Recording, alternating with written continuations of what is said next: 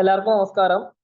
നമ്മളിന്ന് അല്ലെങ്കിൽ ഇന്നത്തെ ക്ലാസ്സിൽ എടുക്കുന്ന ഒരു പ്രധാനപ്പെട്ട ടോപ്പിക് വേൾഡ് ഹിസ്റ്ററിയുമായി ബന്ധപ്പെട്ട ഒരു പ്രധാനപ്പെട്ട ടോപ്പിക്കാണ് UNO and other international organisation. അതായത് ഐക്യരാഷ്ട്രസഭയും അതിന്റെ മറ്റ് ഏജൻസികളും ഇതാണ്, അല്ലെങ്കിൽ മറ്റ് സംഘടനകളും ഇതാണ് നമ്മൾ ഇന്നത്തെ ക്ലാസ്സിൽ എടുക്കുന്ന പ്രധാനമായിട്ടൊരു ടോപ്പിക്കായിട്ട് പറയണത്. അപ്പൊ നമ്മളൊരു എംബ്ലം കൊടുത്തിട്ടുണ്ട്, യുണൈറ്റഡ് നാഷൻ ഓർഗനൈസേഷൻ അല്ലെങ്കിൽ UNO അല്ലെ. ഒന്നുകൂടി കൃത്യമായി പറയുകയാണെങ്കിൽ ഐക്യരാഷ്ട്രസഭ. അപ്പൊ എന്താണ് ഐക്യരാഷ്ട്രസഭ അല്ലെങ്കിൽ അതിന്റെ പ്രാധാന്യം, ലോക ചരിത്രത്തില് UNOക്കുള്ള പ്രാധാന്യം എന്താണെന്നാണ് നമ്മൾ ഈ ഒരു ക്ലാസ്സിൽ ചർച്ച ചെയ്യുന്നത്. അതോടൊപ്പം തന്നെ എന്ത് ചെയ്യുന്നുണ്ട്, UN മറ്റ് പ്രധാനപ്പെട്ട ഏജൻസികളെ, UNുമായി ബന്ധപ്പെട്ട മറ്റ് പ്രധാനപ്പെട്ട ഏജൻസികളെ കുറിച്ച് നമ്മൾ ഈ ചാപ്റ്ററിൽ അല്ലെങ്കിൽ ഈ ഒരു ടോപ്പിക്കിൽ എന്ത് ചെയ്യുന്നുണ്ട്, വിശദമായിട്ട് നമ്മൾ പറയുന്നുണ്ട്. അപ്പൊ നമ്മളൊരു എംബ്ലം കൊടുത്തിട്ടുണ്ട് അല്ലെ, യുണൈറ്റഡ് നേഷൻ ഓർഗനൈസേഷൻ എന്ന് പറയപ്പെടുന്ന ഒരു എംബ്ലം കൊടുത്തിട്ടുണ്ട്. അപ്പൊ ആ എംബ്ലത്തിൽ നോക്കിക്കഴിഞ്ഞാൽ കാണാം വേൾഡ് മാപ്പിന്റെ ഒരു ചെറിയ കാണാം, നമുക്കൊരു ചെറിയൊരു സ്കെച്ച് അല്ലെങ്കിൽ ഒരു പിക്ചർ നമുക്ക് അതിൽ കാണാം. അപ്പോ ഈ ലോകരാജ്യങ്ങൾക്കുള്ള ലോകരാജ്യങ്ങൾക്കുള്ള ഒരു അന്താരാഷ്ട്ര സംഘടനയാണ് യുണൈറ്റഡ് നേഷൻ ഓർഗനൈസേഷൻ, ഇല്ലെങ്കിൽ UNO, ഇല്ലെങ്കിൽ എന്താണ് മലയാളത്തിൽ പറയുകയാണെങ്കിൽ ഐക്യരാഷ്ട്രസഭ എന്ന പേരിൽ നമ്മൾ അറിയപ്പെടുന്നത്. അപ്പൊ എന്താണ് ഇതിന്റെ പ്രധാനപ്പെട്ട സവിശേഷതകൾ, അല്ലെങ്കിൽ എന്താണ് UNOയുടെ പ്രധാനപ്പെട്ട ഫീച്ചേഴ്സ് എന്ന പേരിൽ നമ്മൾ അറിയപ്പെടുന്നത്. മറ്റൊരു എംബ്ലം നോക്കി നോക്കൂ അല്ലെ, United Nations important international organisation, important international organisation. ഇപ്പോ നമ്മള് ഇവിടെ കൃത്യമായിട്ട് പറയാൻ സാധിക്കുകയാണെങ്കിൽ ഒന്നാം ലോക മഹായുദ്ധം കഴിഞ്ഞു, 1914 ഒന്നാം ലോക മഹായുദ്ധം പൊട്ടിപ്പുറപ്പെട്ടു. 1918 എന്ത് ചെയ്തു, ഒന്നാം ലോക മഹായുദ്ധം അവസാനിച്ചു. ഒരുപാട് വ്യവസ്ഥകളോടുകൂടി അല്ലെങ്കിൽ ഒരുപാട് ഉടമ്പടികളോടുകൂടി ചില രാജ്യങ്ങൾക്ക് നേട്ടമുണ്ടായി, ചില രാജ്യങ്ങൾക്ക് എന്തായി, നഷ്ടങ്ങളും മറ്റേ കോട്ടങ്ങളൊക്കെ ഉണ്ടായി. എന്ത് ചെയ്തു, ഈ പറയപ്പെടുന്ന ഒന്നാം ലോക മഹായുദ്ധം അവസാനിച്ചു. അപ്പോ ലോകത്ത് അന്നേ വരെ കണ്ട ഏറ്റവും വലിയ ഒരു ഭയാനകമായ വ്യവസ്ഥയായിരുന്നു ഒന്നാം ലോക മഹായുദ്ധം എന്ന് പറയപ്പെടുന്ന സംവിധാനം. അപ്പൊ അതിൽ ഒരുപാട് ആളുകൾക്ക് എന്ത് ചെയ്തു, കുറെ ആളുകൾക്ക് ജീവൻ നഷ്ടപ്പെട്ടു, ഒരുപാട് ആളുകൾക്ക് ചിലപ്പോൾ കുടുംബങ്ങൾ നഷ്ടപ്പെട്ടിട്ടുണ്ടാവാം, ഒരുപാട് ആളുകൾക്ക് മറ്റു പല കാര്യങ്ങൾ അല്ലെങ്കിൽ തൊഴില്, അങ്ങനെ സ്വന്തം ജീവൻ, അങ്ങനെ ഒരുപാട് കാര്യങ്ങൾ നഷ്ടപ്പെട്ട ഒരു വ്യവസ്ഥ ഉണ്ടായി, അല്ലെങ്കിൽ ഒരു അവസ്ഥ ഉണ്ടായി. അപ്പോ ഇനി ഒരു യുദ്ധം ലോകത്ത് പൊട്ടിപ്പുറപ്പെടരുത്. യുദ്ധം എന്ന് പറയപ്പെടുന്നത് എല്ലാത്തിനും സർവനാശമാണ്. അപ്പൊ ഇനി എന്ത് ചെയ്യരുത്, ലോകത്ത് ഒരു യുദ്ധം പൊട്ടിപ്പുറപ്പെടരുത് എന്ന് വെച്ചിട്ട് എന്ത് ചെയ്തു, ഒരു യുദ്ധം ഒഴിവാക്കാൻ വേണ്ടി എന്ത് ചെയ്തു, ഒരു അന്താരാഷ്ട്ര സംഘടന എന്ത് ചെയ്യാണ്, രൂപീകരിക്കുകയാണ്. 1918 ഒന്നാം ലോക മഹായുദ്ധം കഴിഞ്ഞു. 1919 എന്ത് ചെയ്തു, ഇനി ഒരു ലോക യുദ്ധം ഉണ്ടാവരുതെന്ന ഒരു തീരുമാനത്തോടു കൂടി എന്ത് ചെയ്തു, ഒരു സംഘടന രൂപീകരിക്കപ്പെട്ടു. അതാണ് ലീഗ് ഓഫ് നേഷൻ, അല്ലെങ്കിൽ സർവ്വരാഷ്ട്ര സഖ്യം എന്ന പേരിൽ അറിയപ്പെടുന്നത്. ലീഗ് ഓഫ് നേഷൻ അല്ലെങ്കിൽ സർവ്വരാഷ്ട്ര സഖ്യം എന്ന പേരിൽ അറിയപ്പെടുന്ന ഒരു സംഘടന. അപ്പൊ അതിന്റെ ഒരു ഉത്തരവാദിത്തം എന്ന് വെച്ചാൽ എന്ത് ചെയ്യരുത്, ഇനി ലോകയുദ്ധം പൊട്ടിപ്പുറപ്പെടരുത്. പക്ഷേ ഈ ലീഗ് ഓഫ് നേഷൻ എന്ന് പറയപ്പെടുന്ന സംഘടന അമ്പേ പരാജയമായിരുന്നു എന്നാണ് നമ്മളെ ലോക ചരിത്രം നമ്മളെ പഠിപ്പിക്കുന്നത്. വേറൊന്നല്ല, ഒന്നാം ലോക മഹായുദ്ധം 1918 അവസാനിച്ചു. 1919 എന്ത് ചെയ്തു, ലീഗ് ഓഫ് നേഷൻ എന്ന് പറയപ്പെടുന്ന ഒരു പുതിയ ഒരു ഏജൻസി ഉണ്ടായി. എന്തിനു വേണ്ടിയിട്ടാണ്, ഇനി ലോകത്ത് എന്ത് ചെയ്തത്, ഒരു യുദ്ധം പൊട്ടിപ്പുറപ്പെടരുത് എന്നൊരു വ്യവസ്ഥയിൽ ഒരു ഏജൻസി രൂപീകരിച്ചു. പക്ഷെ ആ ഏജൻസിക്ക് എന്ത് ചെയ്യാൻ പറ്റില്ല, വീണ്ടും ഒരു യുദ്ധം ഉണ്ടാവാൻ അല്ലെങ്കിൽ വീണ്ടും ഒരു യുദ്ധം ഉണ്ടായത് തടയാൻ സാധിച്ചില്ല. അപ്പോ ഈ ലീഗ് ഓഫ് നേഷൻ എന്ന് പറയപ്പെടുന്ന സംഘടന വെറും പരാജയമായിരുന്നു എന്നാണ് ലോക ചരിത്രം നമ്മളെ പഠിപ്പിച്ചത്.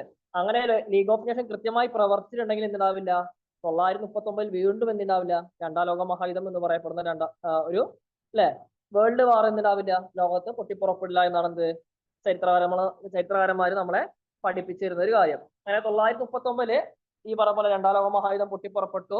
1945 ജപ്പാനിലെ പ്രധാനപ്പെട്ട രണ്ട് നഗര കേന്ദ്രങ്ങളായ Hiroshima Nagasaki America atom bomb വർഷിച്ചോടുകൂടി എന്ത് ചെയ്തു, രണ്ടാം ലോക മഹായുദ്ധത്തിന്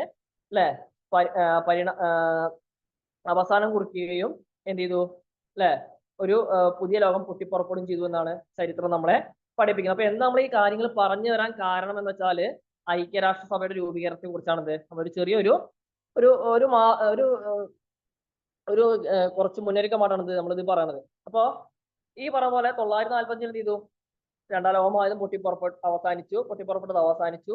ഇനി എന്ത് ചെയ്യരുത്, ഇനി വീണ്ടും ഒരു യുദ്ധം ഉണ്ടായി കഴിഞ്ഞാൽ ഈ ലോകം തന്നെ ഇല്ലാതാവും എന്ന് മനസ്സിലാക്കിയ പ്രധാനപ്പെട്ട ഓരോ രാജ്യത്തിന്റെ നേതാക്കന്മാർ എന്ത് ചെയ്തു, ലോകത്ത് ഒരു സമാധാന സംഘടന രൂപീകരിക്കാൻ എന്ത് ചെയ്തു, തയ്യാറായി. ആ സംഘടനയെ വിളിക്കുന്ന പേരാണെന്ത്, യുണൈറ്റഡ് നേഷൻസ് ഇല്ലെങ്കിൽ UNO, യുണൈറ്റഡ് നേഷൻസ് ഓർഗനൈസേഷൻ ഇല്ലെങ്കിൽ ഐക്യരാഷ്ട്രസഭ എന്ന പേരിൽ അറിയപ്പെടുന്നത്. അപ്പൊ എന്താണ് നമുക്ക് ഇതിന്റെ പ്രധാനപ്പെട്ട ചുവടുവയ്പ്പുകൾ, എങ്ങനെയാണ് ഐക്യരാഷ്ട്രസഭ രൂപീകരിച്ചത്, അതിന്റെ പ്രധാനപ്പെട്ട ഏജൻസികൾ എന്തൊക്കെയാണ് നമുക്ക് എന്ത് ചെയ്യാം, കൃത്യമായിട്ട് നോക്കാം.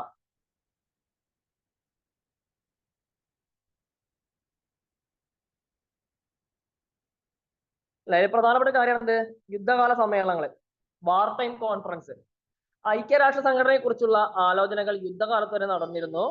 യുദ്ധകാല സമ്മേളനങ്ങളെല്ലാം സർവരാഷ്ട്ര സമിതിയുടെ അപര്യാപ്തയെ പറ്റി സൂചിപ്പിക്കുകയും ലോക സമാധാനത്തിന് വേണ്ടി പുതിയൊരു സംഘടന സ്ഥാപിക്കണമെന്ന് ആവശ്യപ്പെടുകയും ഉണ്ടായി. ഇപ്പൊ എന്താ പറയുന്നത് അല്ലെ, നമ്മൾ പറഞ്ഞു 1919 ലീഗ് ഓഫ് നേഷൻ അല്ലെങ്കിൽ സർവരാഷ്ട്ര സമിതി എന്ന് പറയപ്പെടുന്ന, അല്ലെങ്കിൽ സർവരാഷ്ട്ര സഖ്യം എന്ന് പറയപ്പെടുന്ന ഒരു സംവിധാനം അല്ലെ, അത് ഒന്നാം ലോക മഹായുദ്ധത്തിന്റെ ഫലമായിട്ട് രൂപപ്പെട്ടതാണ്.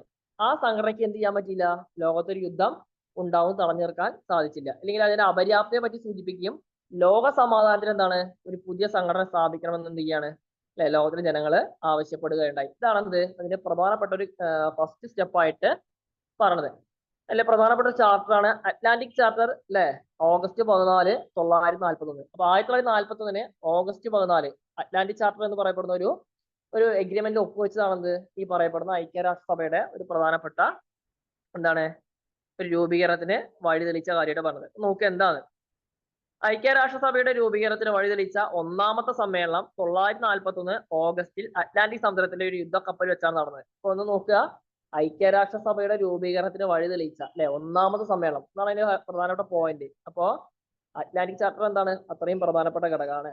ഐക്യരാഷ്ട്രസഭയുടെ രൂപീകരണത്തിന് വഴിതെളിച്ച ഒന്നാമത്തെ സമ്മേളനം 1941 ഓഗസ്റ്റിൽ അറ്റ്ലാന്റിക് സമുദ്രത്തിന്റെ യുദ്ധക്കപ്പൽ വെച്ചാണ് നടന്നത്. ആരൊക്കെ ഒപ്പുവെച്ചത്, അമേരിക്കൻ പ്രസിഡന്റ് റൂസ്വെൽട്ടും ബ്രിട്ടീഷ് പ്രധാനമന്ത്രി വിൻസ്റ്റൺ ചർച്ചിലും തമ്മിൽ നടത്തിയ ചർച്ചകൾക്ക് ശേഷം രണ്ടുപേരും കൂടി ഒരു സംയുക്ത പ്രഖ്യാപനം നടത്തി എന്ന് 1941 ഓഗസ്റ്റ് 14. അപ്പോ ഐക്യരാഷ്ട്രസഭയുടെ രൂപീകരണത്തിന് വഴിതെളിച്ച ഒന്നാമത്തെ സമ്മേളനമാണെന്ത് 1941 ഓഗസ്റ്റ് 14 നടന്ന അറ്റ്ലാന്റിക് സമുദ്രത്തിൽ നടന്ന, അല്ലെങ്കിൽ അറ്റ്ലാന്റിക് സമുദ്രത്തിലെ ഒരു യുദ്ധക്കപ്പൽ വെച്ച് നടന്ന അറ്റ്ലാന്റിക് ചാർട്ടർ എന്ന പേരിൽ അറിയപ്പെടുന്നത്. അന്ന് ആരൊക്കെ ഉണ്ടായിരുന്നത്, അമേരിക്കൻ പ്രസിഡന്റായ റൂസ്വെൽട്ട് ബ്രിട്ടീഷ് പ്രധാനമന്ത്രിയായ വിൻസ്റ്റൺ ചർച്ചിൽ തമ്മിൽ നടത്തിയ ചർച്ചകൾക്ക് ശേഷം രണ്ടുപേരും കൂടി ഒരു സംയുക്ത പ്രഖ്യാപനം നടത്തി. ഇതിനെയാണ് അറ്റ്ലാന്റിക് ചാർട്ടർ എന്ന പേരിൽ അറിയപ്പെടുന്നത്. അപ്പൊ എന്താണ് ഇതിനെയാണ് അറ്റ്ലാന്റിക് ചാർട്ടർ എന്ന പേരിൽ അറിയപ്പെടുന്നത്. സഖ്യശക്തികളുടെ യുദ്ധലക്ഷ്യങ്ങൾ വ്യക്തമാക്കിയ ഈ രേഖ യുദ്ധാനന്തര പ്രതീക്ഷകളുടെ ഒരു സംഗ്രഹം കൂടിയായിരുന്നു എന്നാണ് പറഞ്ഞത്. എന്താണ് സഖ്യശക്തികളുടെ യുദ്ധലക്ഷ്യങ്ങൾ വ്യക്തമാക്കിയ രേഖ യുദ്ധാനന്തര പ്രതീക്ഷകളുടെ ഒരു സംഗ്രഹം കൂടിയായിരുന്നു. എന്താണ് അതില് പ്രധാനമായിട്ടും 8 പൊതുതത്വങ്ങൾ പ്രഖ്യാപിച്ചു എന്നാണ്. ഈ അറ്റ്ലാന്റിക് ചാർട്ടറിൽ എന്താണ് 8 പൊതുതത്വങ്ങൾ പ്രഖ്യാപിച്ചു. അപ്പൊ എന്തൊക്കെയാണ് നോക്കാം. ഒന്നെന്താണ്, ജനങ്ങൾക്ക് സ്വതന്ത്രമായി തെരഞ്ഞെടുക്കാനുള്ള ഗവൺമെന്റ്. അപ്പോൾ ജനങ്ങൾക്ക് എന്ത് ചെയ്യുക, അവരുടെ സ്വതന്ത്രമായി അല്ലെങ്കിൽ അവർക്ക് സ്വതന്ത്രമായി എന്ത് ചെയ്യുക, തെരഞ്ഞെടുക്കാൻ ഒരു ഗവൺമെന്റ് രൂപീകരിക്കുക. രണ്ടാമത്, സ്വതന്ത്ര വ്യാപാരം നടത്താനുള്ള എല്ലാ രാജ്യങ്ങളുടെയും അവകാശം, സമുദ്ര സ്വാതന്ത്ര്യം, അതുപോലെ പൂർണ്ണമായ നിരായുധീകരണം, സാമ്പത്തിക രംഗത്ത് രാഷ്ട്രങ്ങൾ തമ്മിലുള്ള സഹകരണം എന്നിവയാണ് പ്രഖ്യാപിക്കപ്പെട്ട പ്രധാനപ്പെട്ട തത്വങ്ങളായിട്ട് പറഞ്ഞത്. അപ്പൊ എന്താണ് അല്ലെ, ഒരു പ്രധാനപ്പെട്ട തത്വം എന്താ, ജനങ്ങൾ സ്വതന്ത്രമായി തെരഞ്ഞെടുക്കപ്പെടുന്ന ഒരു ഗവൺമെന്റ് അല്ലെ. നമ്മൾ വായിച്ചാണിത് രണ്ടാം ലോക മഹായുദ്ധത്തില് ഹിറ്റ്ലറും മുസോളിനിയും അല്ലെ ജനറൽ ടോജോളൊക്കെ എന്താ നിറഞ്ഞാടിയ ഒരു ഗവൺമെന്റ്, ഫാസിസ്റ്റ് ഗവൺമെന്റ് ഒരുപാട് ഫാസിസ്റ്റ് ഗവൺമെന്റുകള് രൂപം കൊണ്ട ഒരു കാലഘട്ടമായിരുന്നു രണ്ടാം ലോക മഹായുദ്ധം എന്ന് പറയപ്പെടുന്നത്. അപ്പോ ജനങ്ങൾക്ക് അവിടെ എന്തില്ല, ഒരു സ്വാതന്ത്ര്യം ഇല്ല. ജനങ്ങൾക്ക് തെരഞ്ഞെടുക്കാനുള്ള സ്വാതന്ത്ര്യം ഇല്ല, വോട്ട് ചെയ്യാനുള്ള സ്വാതന്ത്ര്യം ഇല്ല, അഭിപ്രായം പറയാനുള്ള സ്വാതന്ത്ര്യം ഇല്ല. അപ്പൊ ഇതെല്ലാം എന്ത് വേണം, ജനങ്ങൾക്ക് സ്വന്തമായിട്ട് ചെയ്യണം, അല്ലെങ്കിൽ സ്വതന്ത്രമായി തെരഞ്ഞെടുക്കാനുള്ള ഒരു ഗവൺമെന്റ് അത്യന്താപേക്ഷിതമാണ്. അപ്പൊ ആ ഒരു ഗവൺമെന്റ് എന്ത് ചെയ്യണം, രൂപീകരിക്കണം. രണ്ടാമത് എന്താണ്, സ്വതന്ത്ര വ്യാപാരം നടത്താനുള്ള എല്ലാ രാജ്യങ്ങളുടെ അവകാശം, എല്ലാ രാജ്യങ്ങൾക്കും എന്ത് ചെയ്യണം, ഫ്രീ ട്രേഡ് നടത്താനുള്ള അവകാശം കൊടുക്കണം. അതുപോലെ സമുദ്ര സ്വാതന്ത്ര്യം അല്ലെ, സമുദ്രത്തിൽ എന്താണ് ആരും ആരുടെയും കുത്തകയല്ല. ഇപ്പൊ ബ്രിട്ടൻ ആയിരുന്നു എന്ത് സമുദ്രത്തിലെ ഏറ്റവും വലിയ നാവികപ്പട. അപ്പൊ ബ്രിട്ടന് മാത്രമല്ല എന്ത് എല്ലാ രാജ്യങ്ങൾക്കും എന്തുണ്ട്, സമുദ്ര സ്വാതന്ത്ര്യം ഉണ്ട്. അതുപോലെ പൂർണ്ണമായ നിരായുധീകരണം, അതുപോലെ സാമ്പത്തിക രംഗത്ത് രാഷ്ട്രങ്ങൾ തമ്മിലുള്ള സഹകരണം എന്നിവയാണ് പ്രഖ്യാപിക്കപ്പെട്ട പ്രധാനപ്പെട്ട തത്വങ്ങളായിട്ട് പറയണത്. എല്ലാ രാജ്യങ്ങൾക്കും ഭദ്രതയും സുരക്ഷിതത്വവും ഉറപ്പു നൽകാനും സമാധാനം സ്ഥാപിക്കാനും കെൽപ്പുള്ള ഒരു അന്താരാഷ്ട്ര സംവിധാനം ഉണ്ടാകേണ്ട അനിവാര്യത അറ്റ്ലാന്റിക് ചാർട്ടറിൽ ചൂണ്ടിക്കാട്ടുന്നു. അപ്പൊ ഈ അറ്റ്ലാന്റിക് ചാർട്ടർ എന്താണ്, അത്രയും പ്രധാനപ്പെട്ടതാണ്. എല്ലാ രാജ്യങ്ങൾക്കും ഭദ്രതയും സുരക്ഷിതത്വം ഉറപ്പു നൽകാനും സമാധാനം സ്ഥാപിക്കാനും കെൽപ്പുള്ള ഒരു അന്താരാഷ്ട്ര സംവിധാനം ഉണ്ടാകേണ്ടതിന്റെ അനിവാര്യത അറ്റ്ലാന്റിക് ചാർട്ടർ എന്ത് ചെയ്യുന്നുണ്ട്, ചൂണ്ടിക്കാണിക്കുന്നുണ്ട് എന്നാണ് പറയുന്നത്. അങ്ങനെ 942 ജനുവരിയിൽ കൂടിയ വാഷിംഗ്ടൺ സമ്മേളനത്തിൽ 26 രാജ്യങ്ങൾ പങ്കെടുത്തിരുന്നു എന്നാണ് പറഞ്ഞത്. അപ്പൊ എന്താണ്, 941 ഓഗസ്റ്റ് 14 എന്ത് ഈ പറയപ്പെടുന്ന അറ്റ്ലാന്റിക് ചാർട്ടർ രൂപീകരിക്കുന്നത് അല്ലെ, എന്തിനു വേണ്ടിയിട്ട്, ഐക്യരാഷ്ട്രസഭയുടെ ഒരു രൂപീകരണത്തിന് ചവിട്ടുപടിയായിട്ട് രൂപീകരിക്കുന്നത്. തൊട്ടടുത്ത വർഷം 942 ജനുവരിയിൽ എന്ത് ചെയ്തു, കൂടിയ വാഷിംഗ്ടൺ സമ്മേളനത്തിൽ 26 രാജ്യങ്ങൾ പങ്കെടുത്തിരുന്നു. ഈ സമ്മേളനം അറ്റ്ലാന്റിക് ചാർട്ടർ അംഗീകരിച്ചു. അപ്പൊ തുടക്കത്തിൽ എത്ര രാജ്യങ്ങളാണ്, 26 രാജ്യങ്ങളാണ് എന്ത് ഈ സമ്മേളനത്തിൽ, വാഷിംഗ്ടൺ സമ്മേളനത്തില് പങ്കെടുത്തത്. ഈ സമ്മേളനം എന്താണ്, അറ്റ്ലാന്റിക് ചാർട്ടറിനെ കുറിച്ച് അംഗീകരിച്ചു.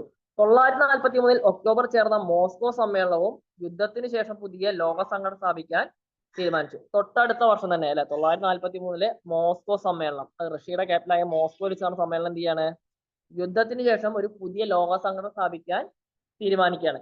ഈ സംഘടനയുടെ ഭരണഘടന തയ്യാറാക്കാൻ വാഷിംഗ്ടണിൽ സമ്മേളനം ചേരാനും മോസ്കോ സമ്മേളനം തീരുമാനിച്ചു. അപ്പൊ നമ്മളോട് പറഞ്ഞത് എന്താ വെച്ചാല്, ആദ്യം 26 രാജ്യങ്ങൾ ചേർന്ന് അറ്റ്ലാന്റിക് ചാർട്ടർ അംഗീകരിച്ചു. പിന്നീട് 43 എന്ത് ചെയ്യാണ്, ഒരു മോസ്കോ സമ്മേളനം നടത്തി അതിനുശേഷം എന്താണ്, ഒരു പുതിയ ഭരണഘടന, ഇതിനെ UNOക്ക് അല്ലെങ്കിൽ ഐക്യരാഷ്ട്രസഭയ്ക്ക് ഒരു പുതിയ ഭരണഘടന തയ്യാറാക്കാൻ എന്ത് ചെയ്യാണ് ഒരു സമ്മേളനം ചേരാൻ എന്ത് ചെയ്തു, ഈ മോസ്കോ സമ്മേളനം തീരുമാനിച്ചു എന്നാണ് പറയണത്. അടുത്ത സെക്കൻഡ് സമ്മേളനം പറയുന്നത് ഡംബാർട്ടൺ ഓഫ് സമ്മേളനം, അല്ലെങ്കിൽ എന്താണ്, സെപ്റ്റംബർ ഒക്ടോബർ കോൺഫറൻസ് എന്ന പേരിലൊക്കെ എന്ത് ചെയ്യുന്നത്, അറിയപ്പെടുന്നത്. അപ്പോ അടുത്തൊരു ചുവടുവയ്പ്പാണെന്ത്, ഡംബാർട്ടൺ ഓഫ് സമ്മേളനം എന്ന പേരിൽ അറിയപ്പെടുന്നത്. ഇത് സെപ്റ്റംബർ ഒക്ടോബർ ഒരു ഡ്യൂറേഷൻ ആണത് ഒരു പരിപാടി, അല്ലെങ്കിൽ ഈ സമ്മേളനം കോൺഫറൻസ് എന്ത് ചെയ്യുന്നത്, നടക്കുന്നത്. അതിന്റെ വർഷം എന്ന് പറയപ്പെടുന്നത് 1944 അതിന്റെ പ്രധാനപ്പെട്ട വർഷമായിട്ട് പറഞ്ഞത്. 1944 സെപ്റ്റംബർ ഒക്ടോബറിൽ അമേരിക്കയിലെ ഡംബാർട്ടൺ ഓക്സിൽ ചേർന്ന സമ്മേളനത്തിൽ ബ്രിട്ടൻ, USA, USSR, ചൈന എന്നീ രാഷ്ട്രങ്ങൾ പങ്കെടുത്തു. അപ്പൊ രണ്ടാമത്തെ സമ്മേളനമാണെന്ത്, ഡംബാർട്ടൺ ഓഫ് സമ്മേളനം. സെപ്റ്റംബർ ഒക്ടോബർ കാലഘട്ടങ്ങളിൽ 1944 നടന്ന സമ്മേളനമാണ് ഡംബാർട്ടൺ ഓഫ് സമ്മേളനം. എവിടെയാണ്, ഈ പറഞ്ഞ പോലെ അമേരിക്കയിലെ ഡംബാർട്ടൺ ഓക്സിൽ വെച്ച് നടന്ന സമ്മേളനമാണ് ഡംബാർട്ടൺ ഓഫ് സമ്മേളനം എന്ന പേരിൽ അറിയപ്പെടുന്നത്. ഇതിൽ ആരൊക്കെയാണ് പങ്കെടുത്തത്, ബ്രിട്ടൻ, USA, USSR, ചൈന എന്നീ രാഷ്ട്രങ്ങൾ എന്ത് ചെയ്തിട്ടുണ്ട്, ഈ ഒരു സമ്മേളനത്തില് പങ്കെടുത്തിട്ടുണ്ട് എന്നാണ് പറയണത്. ഐക്യരാഷ്ട്രസഭ രൂപീകരിക്കാനുള്ള ക്രിയാത്മക നടപടികൾ ഈ സമ്മേളനം കൈക്കൊണ്ടു. അപ്പൊ എന്താണ്, UNO രൂപീകരിക്കാനുള്ള ഒരു ക്രിയാത്മകരമായ നടപടികൾ എന്ത് ചെയ്യാണ്, ഈ സമ്മേളനത്തില് പങ്കുകൊണ്ടു അല്ലെങ്കിൽ നടപടി എടുത്തു എന്നാണ് പറയണത്.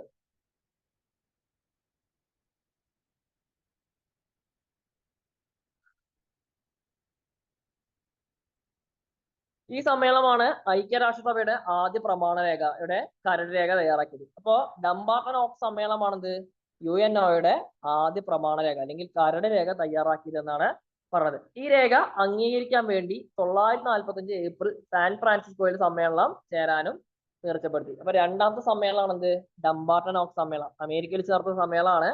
ഈ സമ്മേളനത്തിൽ എന്താണ്, ബ്രിട്ടൻ അതുപോലെ എന്താണ് USA,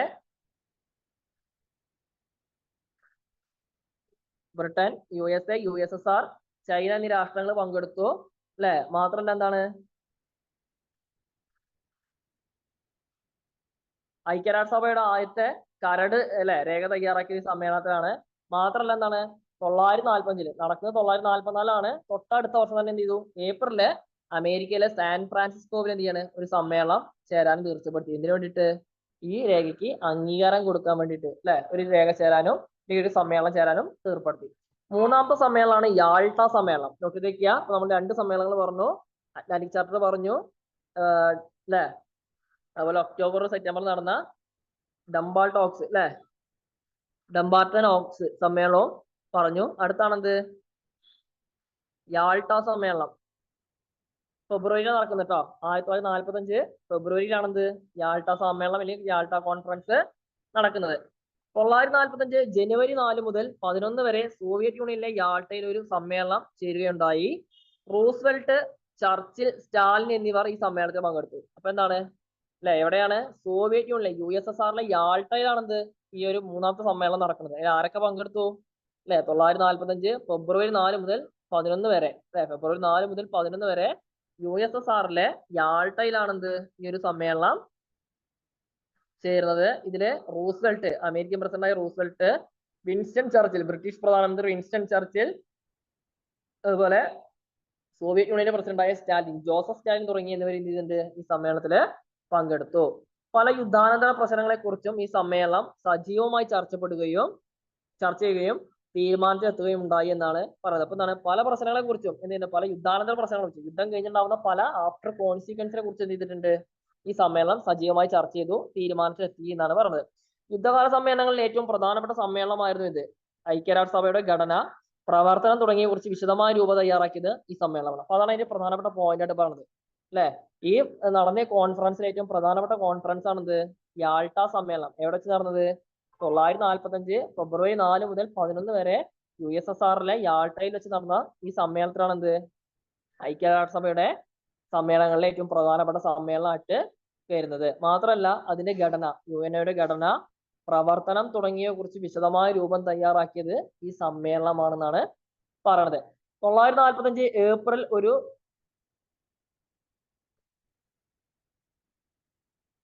എന്താണ് അല്ലെ ഒരു സമ്പൂർണ്ണ UN സമ്മേളനം സാൻ ഫ്രാൻസിസ്കോയിൽ വിളിച്ചു ചേർക്കാനും യാൾട്ട സമ്മേളനം തീരുമാനിച്ചു. അപ്പൊ എല്ലാ രാജ്യങ്ങളുടെയും എന്താണ് അകമ്പടിയോടുകൂടി 945 ഏപ്രിൽ 25 എന്ത് ചെയ്യാണ് ഒരു സമ്പൂർണ്ണ UN സമ്മേളനം, അതായത് ഈ ഒപ്പുവെച്ച എല്ലാ രാജ്യങ്ങളെയും കൂട്ടി എന്താണ് ഒരു സമ്പൂർണ്ണ UN സമ്മേളനം സാൻ ഫ്രാൻസിസ്കോവിൽ വിളിച്ചു ചേർക്കാനും യാൾട്ട സമ്മേളനം തീരുമാനിച്ചു. അടുത്ത പറഞ്ഞ 4ാമത്തെ സമ്മേളനമാണ് സാൻ ഫ്രാൻസിസ്കോ സമ്മേളനം അല്ലെ. അപ്പൊ യാൾട്ട കഴിഞ്ഞു, അടുത്ത എന്താണ് സാൻ ഫ്രാൻസിസ്കോ സമ്മേളനം. ഐക്യരാഷ്ട്രസഭയുടെ രൂപീകരണത്തിന്റെ പരിണാമബുദ്ധിയാണ് എന്ത് സാൻ ഫ്രാൻസിസ്കോ സമ്മേളനം എന്ന പേരിൽ അറിയപ്പെടുന്നത്. എന്നാ വർഷം? 945 ഏപ്രിൽ 25, 26 അല്ലെ. 945 ഏപ്രിൽ 25, 26 തീയതികളിലാണെന്ത് സാൻ ഫ്രാൻസിസ്കോ കോൺഫറൻസ്, അതായത് ഇതിന്റെ 4ാമത്തെ ഘട്ടമായ സാൻ ഫ്രാൻസിസ്കോ സമ്മേളനം തുടങ്ങുന്നത്. ഐക്യരാഷ്ട്രസഭയുടെ രൂപീകരണത്തിന്റെ പരിണാമബുദ്ധിയാണ് സാൻ ഫ്രാൻസിസ്കോ സമ്മേളനം.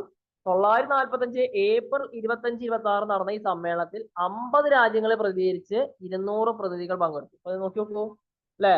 യാൾട്ട കഴിഞ്ഞു, തൊട്ടടുത്ത് ചെയ്തു സാൻ ഫ്രാൻസിസ്കോ വന്നു.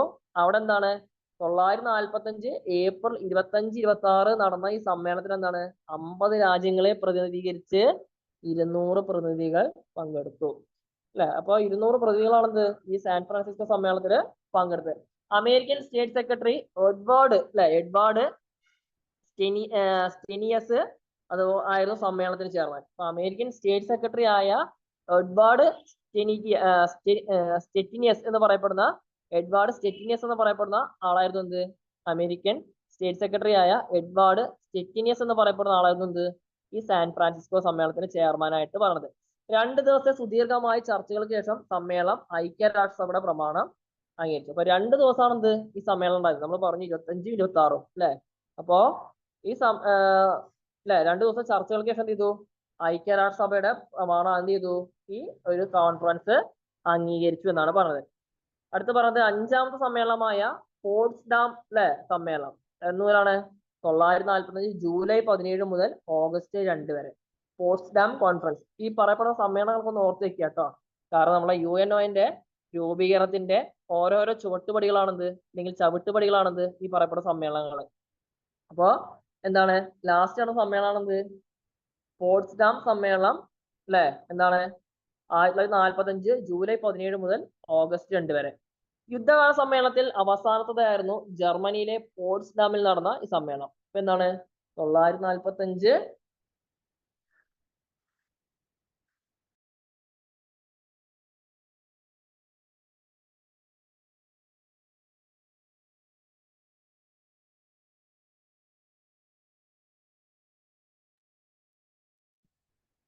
അപ്പോ നമ്മൾ എന്താണ് 5ാമത്തെ സമ്മേളനമാണിത് പോട്സ്ഡാം സമ്മേളനം എന്ന് പറയുന്നത്. അപ്പോ യുദ്ധകാല സമ്മേളനങ്ങളിൽ അവസാനത്തേതായിരുന്നു ജർമ്മനിയിലെ പോട്സ്ഡാമിൽ നടന്ന സമ്മേളനം. അപ്പൊ ഏറ്റവും അവസാനത്തെ സമ്മേളനമാണിത് പോട്സ്ഡാം സമ്മേളനം എന്ന പേരിൽ അറിയപ്പെടുന്നത്. ഈ സമ്മേളനത്തിൽ സ്റ്റാലിൻ, ചർച്ചിൽ, ക്ലെമന്റ് ആറ്റ്ലി എന്താണ് ക്ലെമന്റ് ആറ്റ്ലി, അതുപോലെ ചിയാങ് കൈഷക്ക്, ഹാരി എസ് ട്രൂമാൻ എന്നിവർ പങ്കെടുത്തിട്ടുണ്ട് എന്നാണ് പറഞ്ഞത്. അപ്പൊ ആളുകൾ ശ്രദ്ധിക്കുക, എന്താണ് യുദ്ധകാല സമ്മേളനത്തിലെ അവസാനത്തേതായിരുന്നു എന്ത് പോട്സ്ഡാം സമ്മേളനം അല്ലെങ്കിൽ പോട്സ്ഡാം കോൺഫറൻസ് എന്ന പേരിൽ അറിയപ്പെടുന്നത്. ഈ പറഞ്ഞ പോലെ എന്താണ് 945 ജൂലൈ 17 മുതൽ ഓഗസ്റ്റ് 2 വരെയാണ് എന്ത് അവസാനത്തെ സമ്മേളനമായ പോട്സ്ഡാം സമ്മേളനം നീണ്ടു നിന്നിട്ടുള്ളത്. അതിലെ പ്രധാനപ്പെട്ട ആളുകൾ ആരൊക്കെയെന്ന് ചോദിച്ചാൽ എന്താണ് റഷ്യയുടെ പ്രസിഡന്റായ ജോസഫ് സ്റ്റാലിൻ, അതുപോലെ വിൻസ്റ്റൺ ചർച്ചിൽ അല്ലെ, വിൻസ്റ്റൺ ചർച്ചിൽ കുറച്ച് പങ്കെടുത്തിട്ടുണ്ട്. വിൻസ്റ്റൺ ചർച്ചിലിന്റെ മരണശേഷം, അതായത് ബ്രിട്ടീഷ് പ്രധാനമന്ത്രിയായ ക്ലെമന്റ് ആറ്റ്ലി, അതായത് ഇന്ത്യക്ക് സ്വാതന്ത്ര്യം കൊടുത്ത അല്ലെങ്കിൽ ഇന്ത്യക്ക് സ്വാതന്ത്ര്യം കൊടുക്കാൻ തിടുക്കം കാണിച്ച ബ്രിട്ടീഷ് പ്രധാനമന്ത്രിയാണ് ആര്, ക്ലെമന്റ് ആറ്റ്ലി എന്ന പേരിൽ അറിയപ്പെടുന്നത്. അപ്പോ അല്ലെ ക്ലെമന്റ് ആറ്റ്ലി, അതുപോലെ ചിയാങ് കൈഷക്ക്, ചൈനയിലെ ചിയാങ് കൈഷക്ക്, ഹാരിസ് ട്രൂമാൻ, അതായത് അമേരിക്കൻ സ്റ്റേറ്റ് സെക്രട്ടറി അല്ലെങ്കിൽ അമേരിക്കൻ പ്രസിഡന്റ് എന്നൊക്കെ പേരിൽ അറിയപ്പെടുന്ന ഹാരിസ് ട്രൂമാൻ, അതായത് റൂസ്വെൽറ്റിന്റെ മരണത്തിന് ശേഷം വന്ന അമേരിക്കൻ പ്രസിഡന്റ്, എന്നിവരാണെന്ത് ഈ ഒരു പോട്സ്ഡാം കോൺഫറൻസിൽ പങ്കെടുത്തത്. രണ്ടാം ലോക യുദ്ധത്തിൽ പരാജിതരായി ഉണ്ടാക്കിയ സമാധാന സന്ധികളെ കുറിച്ച് ഈ സമ്മേളനം പൊതുയോജിപ്പിലെത്തി. ഈ സമ്മേളനത്തോടെ സഖ്യശക്തികൾ തമ്മിൽ യുദ്ധ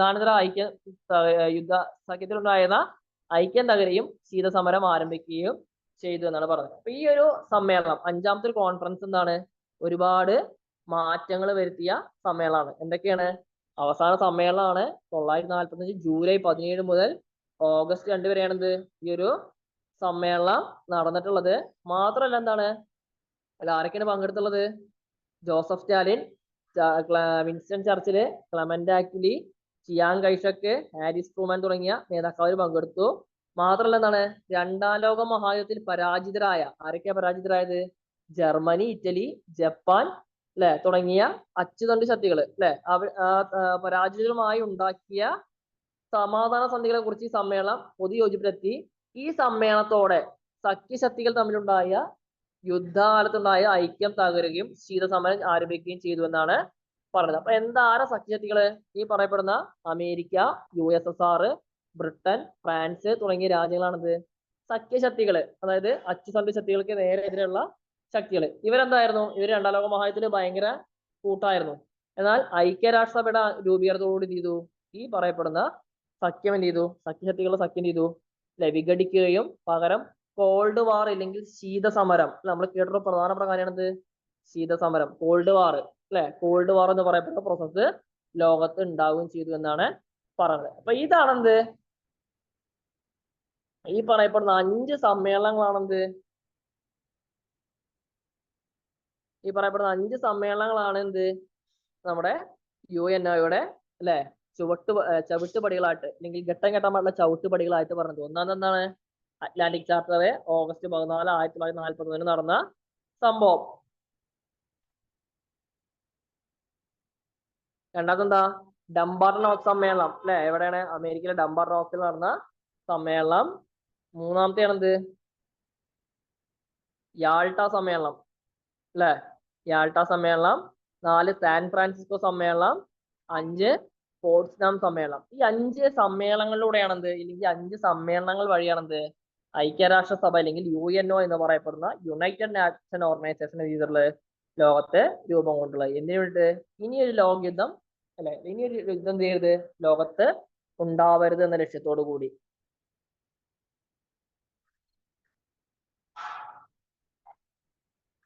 നമുക്ക് ഐക്യരാഷ്ട്രസഭയുടെ രൂപീകരണം എങ്ങനെ നോക്കാം. ഐക്യരാഷ്ട്രസഭയുടെ രൂപീകരണം ഒക്ടോബർ 24, 1945. അപ്പൊ വർഷം നോട്ടി വെക്കുക, 1945 ഒക്ടോബർ 24 ഐക്യരാഷ്ട്രസഭ അല്ലെങ്കിൽ UNO എന്ന് പറയപ്പെടുന്ന യുണൈറ്റഡ് നേഷൻ ഓർഗനൈസേഷൻ എന്ത് ചെയ്യുന്നത്? രൂപീകരിക്കുന്നത്. അപ്പൊ സാധാരണ ചോദിക്കാവുന്ന ഒരു ക്വസ്റ്റ്യൻ ആണ്, എന്നാണ് UNOയുടെ രൂപീകരണം നടന്നത്? എന്താണ്? 1945 ഒക്ടോബർ 24 രൂപം കൊണ്ടുള്ളത്. ഇനി എന്താ നമുക്ക് നോക്കാം അല്ലെ.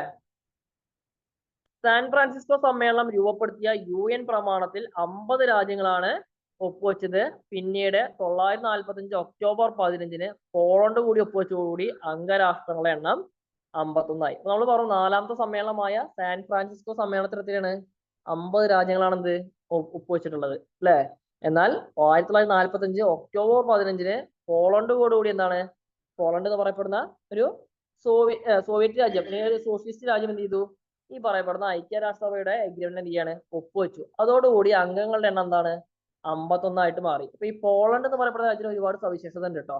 വേറൊന്നല്ല, 939 അല്ലെ, നമ്മൾ പറഞ്ഞു രണ്ടാം ലോക മഹായുദ്ധം തുടങ്ങുന്നത് എന്താണ്? 939 ആണ്. 1939 രണ്ടാം ലോക മഹായുദ്ധം പൊട്ടിപ്പുറപ്പെടുന്നത്. ജർമ്മനി എന്ന് പറയപ്പെടുന്ന അച്ചുതണ്ട് ശക്തിയായ രാഷ്ട്രം എന്ത് ചെയ്തു? സോവിയറ്റ് രാജ്യമായ അല്ലെങ്കിൽ സോഷ്യലിസ്റ്റ് രാജ്യമായ പോളണ്ടിൽ എന്ത് ചെയ്തു? അല്ലെങ്കിൽ പോളണ്ടിനെ പിടിച്ചടക്കി അല്ലെങ്കിൽ പോളണ്ടിനെ ആക്രമിച്ചതാണെന്ത്? രണ്ടാം ലോക മഹായുദ്ധത്തിന് കാരണമായ ഘടകമായിട്ട് പറയണത്. പിന്നീട് ഈ പ്രമാണം 5 വൻശക്തികൾ ഉൾപ്പെടെ ഒപ്പുവെച്ച രാഷ്ട്രങ്ങളിൽ ഭൂരിപക്ഷവും അംഗീകരിച്ചതോടെ ഐക്യരാഷ്ട്രസഭ നിലവിൽ വന്നു. പിന്നീട് എന്താണ്? അല്ലെ, 5 വൻശക്തികൾ, അതായത് Britain, France, USA, USSR, China, ഇങ്ങനെ 5 രാഷ്ട്രങ്ങളാണിത് ഈ ഒരു പ്രമാണം 5 വൻശക്തികൾ ഉൾപ്പെടെ ഒപ്പുവെച്ച രാഷ്ട്രങ്ങളിൽ ഭൂരിപക്ഷവും അംഗീകരിച്ചതോടുകൂടി എന്ത് ചെയ്തു? ഐക്യരാഷ്ട്രസഭ എന്ന് പറയപ്പെടുന്ന സംഘടന എന്ത് ചെയ്യാണ്? നിലവിൽ വരികയാണ്. ഔദ്യോഗികമായി സഭ നിലവിൽ വന്നത് 945 ഒക്ടോബർ 24ആണ്. അപ്പൊ ഒഫീഷ്യലായിട്ട് എന്താണ്? 945 ഒക്ടോബർ 24ആണെന്ത്? ഔദ്യോഗികമായിട്ട് അല്ലെങ്കിൽ ഒഫീഷ്യലായിട്ട് UNO രൂപീകരിച്ചത്. സഭയുടെ ജനറൽ അസംബ്ലി ആദ്യ യോഗം 946 ജനുവരി 10 ലണ്ടനിൽ നടന്നു. ലണ്ടനിലാണ് UNOയുടെ പ്രവർത്തനം ആരംഭിച്ചത്. പിന്നെ ഇതിന്റെ ആസ്ഥാനം ന്യൂയോർക്കിലേക്ക് മാറ്റി എന്നാണ് പറഞ്ഞത്. അപ്പോ എന്താണ് കൃത്യമായി പറഞ്ഞാൽ എന്താണ്? ആദ്യം സാൻ ഫ്രാൻസിസ്കോ സമ്മേളനത്തിൽ 50 രാജ്യങ്ങളാണെന്ത് ഒപ്പുവെച്ചിട്ടുണ്ടായിരുന്നത് പിന്നീട് അതേ വർഷം തന്നെ എന്താണ് ഒക്ടോബർ 15 പോളണ്ട് എന്ന് പറയപ്പെടുന്ന രാഷ്ട്രം കൂടി ഒരു ഒപ്പുവെച്ചോടുകൂടി അംഗങ്ങളുടെ എണ്ണം 51 മാറി. പിന്നീട് എന്താണ് 5 വൻശക്തികൾ ഉൾപ്പെടെ ഒപ്പുവെച്ച രാഷ്ട്രങ്ങൾ ഭൂരിപക്ഷം അംഗീകരിച്ചതോടുകൂടി എന്ത് ചെയ്തു? ഐക്യരാഷ്ട്രസഭ അല്ലെങ്കിൽ UNO നിലവിൽ വന്നു.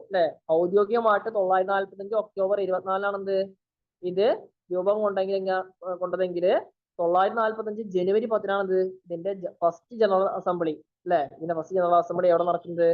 ആദ്യ യോഗം ലണ്ടനിൽ നടക്കുന്നത്. പിന്നീട് ഇതിന്റെ ആസ്ഥാനം എവിടേക്ക് മാറ്റി? ന്യൂയോർക്ക്, അതായത് അമേരിക്കയിലെ ന്യൂയോർക്കിലേക്ക് മാറ്റി. അപ്പൊ ഒന്ന് ഓർത്ത് വെക്കുക, ഐക്യരാഷ്ട്രസഭയുടെ ക്യാപിറ്റൽ എവിടെയാണ് അല്ലെങ്കിൽ ആസ്ഥാനം എവിടെയാണ്? അമേരിക്കയിലെ ന്യൂയോർക്കാണ്. അപ്പൊ നമ്മൾ അത്രയും കാര്യങ്ങൾ പറഞ്ഞു നമുക്ക് എന്ത് ചെയ്യാം? ഈ ഐക്യരാഷ്ട്രസഭയുടെ രൂപീകരണത്തിന്റെ ഒരു ബ്രീഫ് സ്കെച്ച് അല്ലെങ്കിൽ എന്താണ് ഒരു ചെറിയൊരു എന്താ പറയാ നമുക്ക് കോളം വരച്ച് എന്ത് ചെയ്യാം നമുക്ക് ഇതിനെ മനസ്സിലാക്കാൻ സാധിക്കും. അപ്പൊ നമ്മൾ പറഞ്ഞ ഈ കാര്യങ്ങളൊക്കെ എന്താണ് ഉൾപ്പെടുത്തിക്കൊണ്ടാണ് എന്ത് നമ്മൾ ഇവിടെ ബോക്സ് വരച്ചത്. എല്ലാവർക്കും ബോക്സ് കാണാം അപ്പൊ അതിന്റെ ഹെഡിങ് എന്താ കൊടുത്തിരിക്കുന്നത്? യുദ്ധകാല സമ്മേളനങ്ങളും ഐക്യരാഷ്ട്രസഭയുടെ രൂപീകരണവും ഒറ്റ നോട്ടത്തിൽ ഈ ഒരു ബോക്സ് നോക്കി നമുക്ക് എന്ത് ചെയ്യാം? അതിന് കൃത്യമായിട്ട് നമുക്ക് എന്ത് ചെയ്യാം? അതിന്റെ പരിണാമം നടന്ന കാര്യങ്ങൾ എന്ത് ചെയ്യാം നമുക്ക് മനസ്സിലാക്കാൻ സാധിക്കും. ഒന്നാമത്തെ ഘട്ടം നമ്മൾ പറഞ്ഞു എന്താണ്?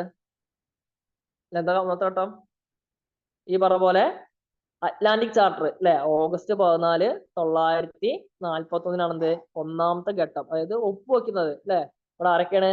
American president Franklin D Roosevelt, British പ്രധാനമന്ത്രി അല്ലെങ്കിൽ ഇംഗ്ലീഷ് പ്രധാനമന്ത്രി വിൻസ്റ്റൺ ചർച്ചിൽ. ഇവരെന്താണ് ഒരു യുദ്ധക്കപ്പൽ ഒപ്പുവെച്ചിട്ടാണെന്ത് ഇതിന് എന്താണ് ഒരു തുടക്കം കുറിക്കുന്നത്. രണ്ടാമത്തെ എന്താണ്? വാഷിംഗ്ടൺ സമ്മേളനം അതായത് ഡംബർബാൻ ഓക്സ് സമ്മേളനം നമ്മൾ പറഞ്ഞു ഡംബാർട്ടൺ ഓക്സ് സമ്മേളനം എന്നൊക്കെ നമ്മൾ പറഞ്ഞു.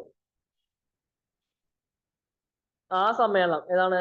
26 രാജ്യങ്ങള് പങ്കെടുത്തു. വാഷിംഗ്ടണിലാണ് നടന്നത്. മൂന്നാമത്തെ ആണെന്ത്? മോസ്കോ സമ്മേളനം എന്താണ്? ബ്രിട്ടീഷ്, അമേരിക്ക, റഷ്യ, ചൈന എന്നീ രാജ്യങ്ങളുടെ പ്രതിനിധികൾ UNO രൂപീകരിക്കാനുള്ള തീരുമാനം ഉണ്ടാക്കി. എന്താണ്? 943 ഉണ്ടാക്കിയത് നാളെന്താണ്? ഡംബാർട്ടൺ ഓക്സ് സമ്മേളനം, അമേരിക്ക സമ്മേളനം. ഐക്യരാഷ്ട്രസഭയുടെ പ്രമാണത്തിന്റെ കരട് രേഖ തയ്യാറാക്കി ഇംഗ്ലീഷ്, റഷ്യ, അമേരിക്ക, ചൈന രാജ്യങ്ങൾ ചേർന്നാണ് ഡംബാർട്ടൺ ഓക്സ് സമ്മേളനത്തില് നടപ്പാക്കുന്നത്.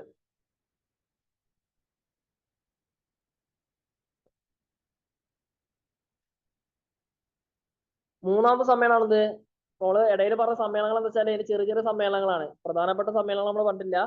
പ്രധാനപ്പെട്ട സമ്മേളനങ്ങൾ ഇങ്ങനെയാണ് വരുന്നത്. ഫസ്റ്റ് എന്താണ്? Atlantic charter, 2 Dumbarton Oaks, 3 Yalta, 4 San Francisco, 5 Potsdam അതിനിടയിൽ എന്ത് ചെയ്യുന്നുണ്ട്? കുറച്ച് സമ്മേളനം കൂടി നടന്നിട്ടുണ്ട്. അതാണ് നമ്മൾ ആ ബോക്സിൽ കണ്ടത്.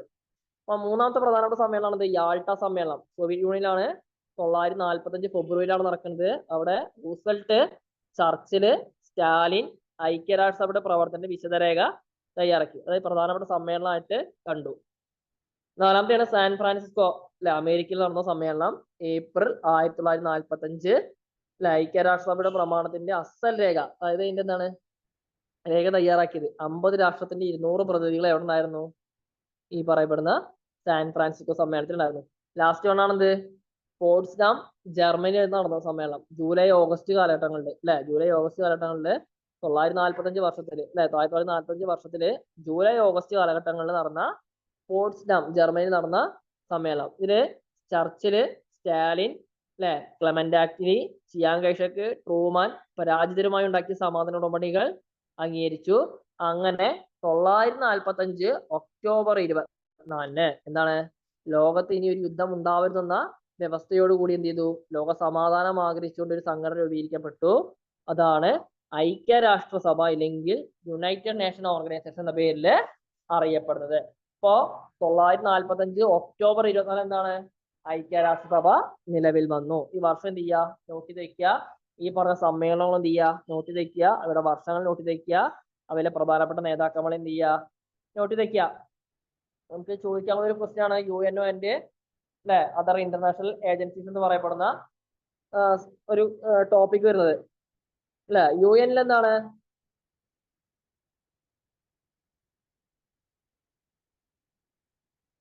2014 കണക്ക് പ്രകാരം അല്ലെ എന്താണ്, UN ഇപ്പൊ 192 അംഗങ്ങളുണ്ട് എന്നാണ് പറഞ്ഞത്. അല്ലെ, ഇപ്പൊ 24 ഇപ്പൊ അംഗങ്ങളുടെ എണ്ണം കൂടിയിട്ടുണ്ടാവും. ഇപ്പോ ഇത് 14 കണക്കാ പറഞ്ഞത്. 2014 കണക്ക് പ്രകാരം UN എന്താണ് ഇപ്പോൾ 192 അംഗങ്ങളുണ്ട്. 2006 ജൂൺ 28 അംഗമായ യൂറോപ്യൻ രാജ്യമായ മോണ്ടിനെഗ്രോയാണ് UN ഒടുവിലത്തെ അംഗമായിട്ട് പറയുന്നത്. ജസ്റ്റ് ഒരു എക്സ്ട്രാ റേറ്റിനെ പോലെ നമ്മൾ പറയുന്നുള്ളൂ. എന്താണ് നമുക്ക് UNOയുടെ ഉദ്ദേശ ലക്ഷ്യങ്ങൾ, അല്ലെ, AIIMS and objectives of UNO. പ്രധാനപ്പെട്ട കാര്യമാണ് UNOയുടെ ഉദ്ദേശ ലക്ഷ്യങ്ങളായിട്ട് ചോദിക്കുന്നത്.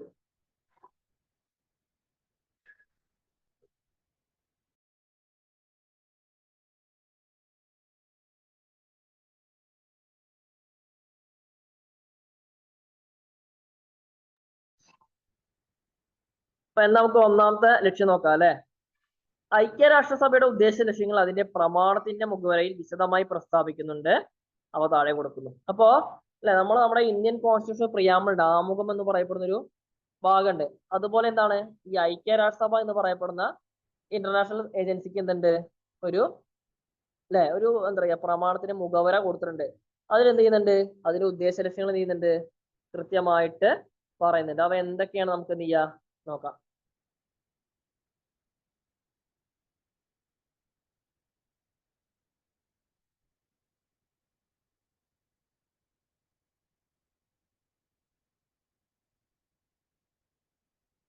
ഒന്നാമെന്താ, ഭാവി തലമുറയെ യുദ്ധത്തിന്റെ കഠിന യാതനയിൽ നിന്ന് രക്ഷിക്കുക. അപ്പൊ എന്ത് ചെയ്യരുത്, ഇനിയൊരു യുദ്ധം ഉണ്ടാവരുത്. അല്ലെ, അപ്പൊ വരുന്ന തലമുറയ്ക്ക് എന്ത് ചെയ്യരുത്, യുദ്ധം എന്ന് പറയപ്പെടുന്ന പ്രോസസ് എന്ത് ചെയ്യരുത്, അനുഭവിക്കാൻ ഇടയാവരുത്. ഭാവി തലമുറ എന്ത് ചെയ്യുക, യുദ്ധത്തിന്റെ കഠിന യാതനയിൽ നിന്ന് എന്ത് ചെയ്യുക, രക്ഷിക്കുക. രണ്ടാമത്തത് എന്താണ്, അടിസ്ഥാന മനുഷ്യാവകാശങ്ങൾ, മനുഷ്യരുടെ അന്തസ്സിലും നന്മയിലുമുള്ള വിശ്വാസം, സ്ത്രീ പുരുഷ സമത്വം, ചെറുതും വലുതുമായ രാജ്യങ്ങളുടെ തുല്യാവകാശം ഇവയെല്ലാം ഉറപ്പിക്കുക. അപ്പൊ എന്താണ്, അടിസ്ഥാന മനുഷ്യാവകാശങ്ങൾ, നമുക്ക് നമ്മുടെ ഫണ്ടമെന്റൽ റൈറ്റ്സ് പറയുന്നുണ്ട്. 6 പ്രധാനപ്പെട്ട മൗലികാവകാശങ്ങൾ പറയുന്നുണ്ട്. അല്ലെ, ഇപ്പൊ ഒരു മനുഷ്യന് ജനിച്ച വഴി കിട്ടുന്നതാണെന്ത്, മൗലികാവകാശങ്ങൾ. അത് എല്ലാ മനുഷ്യന്മാർക്കും അല്ലെ അർഹമായ അവകാശങ്ങളാണ്. അപ്പൊ അടിസ്ഥാന മനുഷ്യാവകാശങ്ങൾ എന്താണ്, മനുഷ്യരുടെ അന്തസ്സിലും നന്മയിലുമുള്ള വിശ്വാസം. അല്ലെ, അവർക്ക് അവരുടെ അന്തസ്സിലും നന്മയിലും വിശ്വാസം, സ്ത്രീ പുരുഷ സമത്വം, അല്ലെ, ജെൻഡർ ഇക്വാലിറ്റി, അതായത് അല്ലെ സ്ത്രീയോ പുരുഷനോ വേർതിരിച്ച് നിർത്താൻ എന്ത് ചെയ്യുക, അവര് ഒന്നാണെന്ന് ചെയ്യുക മനസ്സിലാക്കുക. അവർ ചെറുതും വലുതുമായ രാജ്യങ്ങളുടെ തുല്യാവകാശം. അല്ലെ, വലിയ രാജ്യം അവരുടെ ചെയ്യാൻ പാടില്ല, ചെറിയ രാജ്യങ്ങളെ ദ്രോഹിക്കാനോ അടിച്ചമർത്താനോ പാടില്ല. ചെറിയ രാജ്യങ്ങൾക്ക് അവകാശമുണ്ട്, വലിയ രാജ്യങ്ങൾക്ക് എന്താണ് തുല്യമായ അവകാശമുണ്ട്. ഇവയെല്ലാം എന്ത് ചെയ്യുക, ഉറപ്പിക്കുക. മൂന്നാമത്, അന്താരാഷ്ട്ര നിയമങ്ങളോടും ഉടമ്പടികളോടും ബഹുമാനം ഉറപ്പാക്കുന്ന വ്യവസ്ഥകൾ സംരക്ഷിക്കുക. അല്ലെ, അന്താരാഷ്ട്ര നിയമങ്ങളോടും ഉടമ്പടികളോടുമുള്ള ബഹുമാനം ഉറപ്പാക്കുന്ന വ്യവസ്ഥകൾ എന്ത് ചെയ്യുക, സംരക്ഷിക്കുക. അതുപോലെ സാമൂഹ്യ പുരോഗതിയും ഉയർന്ന ജീവിത നിലവാരവും വിശാലമായ സ്വാതന്ത്ര്യവും ഉറപ്പാക്കുക. അപ്പൊ എന്താണ്, സാമൂഹ്യ പുരോഗതി, സമൂഹത്തിന്റെ പുരോഗതി, അതുപോലെ ഉയർന്ന ജീവിത നിലവാരം, വിശാലമായ സ്വാതന്ത്ര്യം, അല്ലെ എന്താണ്, അതൊക്കെ എന്ത് ചെയ്യുക, ഉറപ്പാക്കുക. അതുപോലെ UN ചാർട്ടറിന്റെ പ്രമാണം 1-ാമത്തെ വകുപ്പിൽ തന്നെ UN ഉദ്ദേശങ്ങൾ വ്യക്തമാക്കുന്നു. അവ താഴെ പറയുന്നവയാണ്. ഇപ്പൊ UN ചാർട്ടറിന്റെ അല്ലെ നമ്മൾ പറഞ്ഞ എന്താണ്, UN ചാർട്ടർ എന്ന് പറയപ്പെടുന്ന അതിന്റെ പ്രമാണം അല്ലെങ്കിൽ മുഖവുര, അതിന്റെ 1-ാമത്തെ വകുപ്പിൽ തന്നെ എന്ത് ചെയ്യുന്നുണ്ട്, UN ഉദ്ദേശ ലക്ഷ്യങ്ങൾ എന്ത് ചെയ്യുന്നുണ്ട്, വ്യക്തമാക്കുന്നുണ്ട്. അവ താഴെ പറയുന്നവയാണ്. എന്താണ്, ലോക സമാധാനവും സുരക്ഷയും ഉറപ്പാക്കുക. നമ്മൾ നേരത്തെ പറഞ്ഞു എന്താണ്, സർവ്വരാഷ്ട്ര സമിതി എന്ന് പറയപ്പെടുന്ന ലീഗ് ഓഫ് നേഷന്റെ പരാജയം മൂലമാണെന്ത്, ലോകത്ത് വീണ്ടും ഒരു ലോകയുദ്ധം പൊട്ടിപ്പുറപ്പെട്ടത് അല്ലെ. 1945 രണ്ടാം ലോക മഹായുദ്ധം അവസാനിച്ചു. ഇനി ഒരു യുദ്ധം ഉണ്ടായാലും എന്ത് ചെയ്യാൻ പറ്റില്ല, അത് ലോകത്തിന് താങ്ങാവുന്നതിലും അപ്പുറമാണ്. അപ്പോ എന്ത് ചെയ്യരുത്, ഇനി ഒരു ലോകയുദ്ധം എന്ത് ചെയ്യരുത്, ലോകത്ത് ഉണ്ടാക്കരുത്. അത് ഉണ്ടായി കഴിഞ്ഞാൽ എന്തായിരിക്കും, ലോകം അല്ലെ സർവനാശമായിരിക്കും. അപ്പൊ ലോക സമാധാനവും സുരക്ഷയും എന്ത് ചെയ്യുക, ഉറപ്പാക്കുക.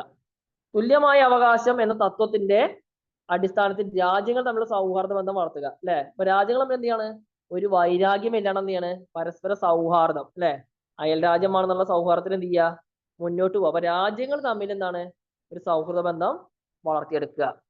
3, സാമ്പത്തിക, സാമൂഹിക, സാംസ്കാരിക, മാനവിക പ്രശ്നങ്ങൾ പരിഹരിക്കാൻ അന്തർദേശീയ സഹകരണം വളർത്തിക്കൊണ്ടുപോവുക. സാമ്പത്തിക, സാമൂഹിക, സാംസ്കാരിക, മാനവിക പ്രശ്നങ്ങൾ അല്ലെ, ഇവ പരിഹരിക്കുക. അത് എന്താണ്, ഒരു മനുഷ്യന്റെ അടിസ്ഥാനപ്പെട്ട പ്രശ്നങ്ങളാണ് എന്ത്, സാമ്പത്തിക, സാമൂഹിക, സാംസ്കാരിക, മാനവിക പ്രശ്നങ്ങൾ അല്ലെ, മനുഷ്യന്റെ പ്രശ്നങ്ങളാണ് പരിഹരിക്കുക. അന്തർദേശീയ സഹകരണം വളർത്തിക്കൊണ്ടുവരിക. അതുപോലെ ഈ പൊതുലക്ഷ്യങ്ങൾ നേടാനുള്ള രാഷ്ട്രങ്ങളുടെ പ്രവർത്തനത്തെ ഏകോപിപ്പിക്കാനുള്ള ഒരു കേന്ദ്രമായി പ്രവർത്തിക്കുക അല്ലെ. ഈ പൊതുലക്ഷ്യങ്ങൾ, ഈ പറഞ്ഞ ലക്ഷ്യങ്ങളെല്ലാം എന്താണ്, നേടാനുള്ള രാഷ്ട്രത്തിന്റെ പ്രവർത്തനം ഏകോപിക്കാനുള്ള ഒരു കേന്ദ്രമായി പ്രവർത്തിക്കുക അല്ലെ. ഇപ്പൊ ഈ പറഞ്ഞ എല്ലാ രാജ്യങ്ങളെയും എന്ത് ചെയ്യാണ്, ഈ പറയപ്പെടുന്ന എല്ലാ കാര്യങ്ങളും നടപ്പാക്കുന്നുണ്ടെങ്കിൽ ഈ പറയപ്പെടുന്ന എല്ലാ കാര്യങ്ങളും അതിൽ കൃത്യമായി നടക്കുന്നുണ്ട് നമുക്ക് അറിയണം അല്ലെ. അപ്പൊ ഇവയെല്ലാം നോക്കി നടക്കേണ്ടത് ആര് ഉത്തരവാദിത്ത, UN എന്ന് പറയപ്പെടുന്ന സംഘടനയുടെ ഉത്തരവാദിത്തമാണ്. അപ്പൊ ഒരു കേന്ദ്രമായിട്ട് എന്ത് ചെയ്യുക, പ്രവർത്തിക്കുക. ഈ ഉദ്ദേശങ്ങൾ പ്രാവർത്തികമാക്കാൻ UN ചാർട്ടറിന്റെ 2ാം വകുപ്പ് ചില തത്വങ്ങൾ നിർദ്ദേശിക്കുന്നുണ്ട്. ഇതിൽ പറഞ്ഞ 7 തത്വങ്ങൾ അനുസരിക്കാൻ UN എല്ലാ അംഗങ്ങളും ബാധ്യസ്ഥരാണ്. ആ 7 തത്വങ്ങൾ താഴെ പറയുകയാണ്. അപ്പോ ഇത്രയെല്ലാം പറഞ്ഞത് എന്താണ്, അതിന്റെ ഉദ്ദേശ ലക്ഷ്യങ്ങളാണ് പറഞ്ഞത്. ഇനി എന്ത് ചെയ്യണം, UN ചാർട്ടറിന്റെ 2ാം വകുപ്പ് അല്ലെ, ആദ്യ വകുപ്പാണ് പ്രമാണം അല്ലെ, 2ാം വകുപ്പ് എന്താണ്, ചില തത്വങ്ങൾ നിർദ്ദേശിക്കുന്നുണ്ട്. എന്താണ് ആ 7 തത്വങ്ങൾ പറഞ്ഞ 7 തത്വങ്ങളുണ്ട്. ആ 7 തത്വങ്ങൾ എന്ത് ചെയ്യണം, അനുസരിക്കാൻ എന്ത് ചെയ്യണം, UN എല്ലാ അംഗങ്ങളും, ഏതൊക്കെ, UN പറഞ്ഞാൽ യുണൈറ്റഡ് നേഷൻ ഓർഗനൈസേഷൻ, അതിൽ ആരൊക്കെ അംഗങ്ങളായിട്ടുണ്ടോ ഈ എല്ലാ അംഗങ്ങളും എന്ത് ചെയ്യണം, ഈ പറയപ്പെടുന്ന പോലെ ആ 7 തത്വങ്ങളെ എന്ത് ചെയ്യണം, കീപ്പ് ചെയ്യണം, ഇല്ലെങ്കിൽ പാലിക്കണം എന്നാണ് പറഞ്ഞത്. ആ 7 തത്വങ്ങൾ എന്തൊക്കെയാണെന്നാണ് നമ്മൾ ചോദിക്കുന്നത്. ഒന്നെന്താണ്, എല്ലാ അംഗങ്ങളുടെയും പരമാധികാര തുല്യത എന്ന തരത്തിൽ അധിഷ്ഠിതമാണ് UN. അപ്പൊ എന്താണ്, UN ആരൊക്കെ അംഗങ്ങളായിട്ടുണ്ടോ അവയ്ക്ക് എല്ലാം എന്തുണ്ട്, പരമാധികാര തുല്യത അല്ലെ, ആ തത്വത്തിൽ അധിഷ്ഠിതമാണ് UN. ഒരു രാഷ്ട്രത്തിന് കൂടിയോ ഒരു രാഷ്ട്രത്തിന് കുറഞ്ഞോ ഇല്ല. ആരൊക്കെയാണോ UN അംഗമായിട്ടുള്ളത് ഇവർക്ക് എന്താണ്, ഇവർക്ക് എല്ലാവർക്കും പരമാധികാര തുല്യത എന്ന തത്വത്തിൽ അധിഷ്ഠിതമാണ് UN. 2, എല്ലാ അംഗരാജ്യങ്ങളും അവരുടെ ചുമതല UN ചാർട്ടറിന് അനുസൃതമായി പാലിക്കണം അല്ലെ. അപ്പൊ നമുക്ക് ഓരോ രാജ്യത്തിനും ഓരോ ഭരണഘടന ഇരിക്കാം അല്ലെ, അത് നമ്മുടെ രാജ്യത്ത് നടപ്പാക്കാൻ പറ്റുള്ളൂ അല്ലെ. ഇപ്പൊ ഇന്ത്യക്കാർക്ക് ഇന്ത്യൻ ഭരണഘടന UN പോയിട്ട് നടപ്പാക്കാൻ പറ്റുമോ, ഇല്ല. UN പൊതുവായിട്ടൊരു എന്തുണ്ട്, ഒരു നിയമമുണ്ട്. അത് പാലിക്കാൻ ആര് തയ്യാറാവണം, എല്ലാ രാഷ്ട്രവും തയ്യാറാവണം. അല്ലാണ്ട് അവർക്ക് അവരവരുടെ രാജ്യങ്ങളിലെ ഭരണഘടന നടപ്പാക്കാനും നിയമം നടപ്പാക്കാനും സാധിക്കില്ല. UN എന്താണോ കോമൺ ആയിട്ട് പറഞ്ഞിട്ടുള്ളത് അത് എന്ത് ചെയ്യണം, എല്ലാ രാജ്യങ്ങളും അവിടെ പോയിട്ട് എന്ത് ചെയ്യണം, പാലിക്കണം. 3, എല്ലാ അംഗരാജ്യങ്ങളും അവരുടെ തർക്കങ്ങളും വഴക്കുകളും സമാധാനമായ മാർഗത്തിൽ പരിഹരിക്കാനും മറ്റു രാജ്യങ്ങളുടെ അഖണ്ഡതയ്ക്കെതിരെ ഭീഷണിയോ വെല്ലുവിളിയോ ഉയർത്തുന്നതിൽ നിന്നും എല്ലാ അംഗങ്ങളും വിട്ടുനിൽക്കണം. അപ്പൊ അതാണ് എന്താ ലാസ്റ്റ് പറഞ്ഞ പോയിന്റ്, എല്ലാ അംഗരാജ്യങ്ങളും അല്ലെ പരസ്പര തർക്കങ്ങളിലായിരിക്കാം. ഇപ്പൊ ഇന്ത്യ പാകിസ്ഥാൻ, അവരെന്താണ്, ഇന്ത്യ ചൈന അല്ലെ, അതുപോലെ പല രാജ്യങ്ങളും തമ്മിൽ അല്ലെ, പല രാജ്യങ്ങളും തമ്മിലുള്ള പ്രശ്നങ്ങള്. അപ്പോ ഈ രാജ്യങ്ങൾ തമ്മിലുള്ള പ്രശ്നങ്ങൾ എന്ത് ചെയ്യണം അല്ലെ, രാജ്യങ്ങൾ തമ്മിലുള്ള പ്രശ്നങ്ങള് അല്ലെ, അവരെ വഴക്കങ്ങളും തർക്കങ്ങളും സമാധാനപരമായ മാർഗത്തിൽ എന്ത് ചെയ്യണം, പരിഹരിക്കണം. യുദ്ധം കൊണ്ടല്ല പരിഹരിക്കേണ്ടത് അല്ലെ, സമാധാനപരമായ മാർഗത്തിൽ പരിഹരിക്കണം. മറ്റു രാജ്യങ്ങളുടെ അഖണ്ഡത അല്ലെ, അതായത് ചില രാജ്യങ്ങളുടെ അല്ലെ അഖണ്ഡത പറഞ്ഞാൽ ഒത്തൊരുമിക്കുന്ന ഒരു പ്രവണത, അല്ലെങ്കിൽ എന്താണ്, വിഘടിച്ചു പോകാത്ത അവസ്ഥ, അതിനെ എന്ത് ചെയ്യാൻ പാടില്ല, ഭീഷണിയോ വെല്ലുവിളിയോ ഉയർത്തുന്നതിൽ നിന്നും എന്ത് ചെയ്യണം, എല്ലാ അംഗങ്ങളും വിട്ടുനിൽക്കണം. ഇതാണെന്ത് UN UN 2ാം വകുപ്പിൽ പ്രമാണത്തില് പറയുന്ന കാര്യമായിട്ട് പറഞ്ഞത്.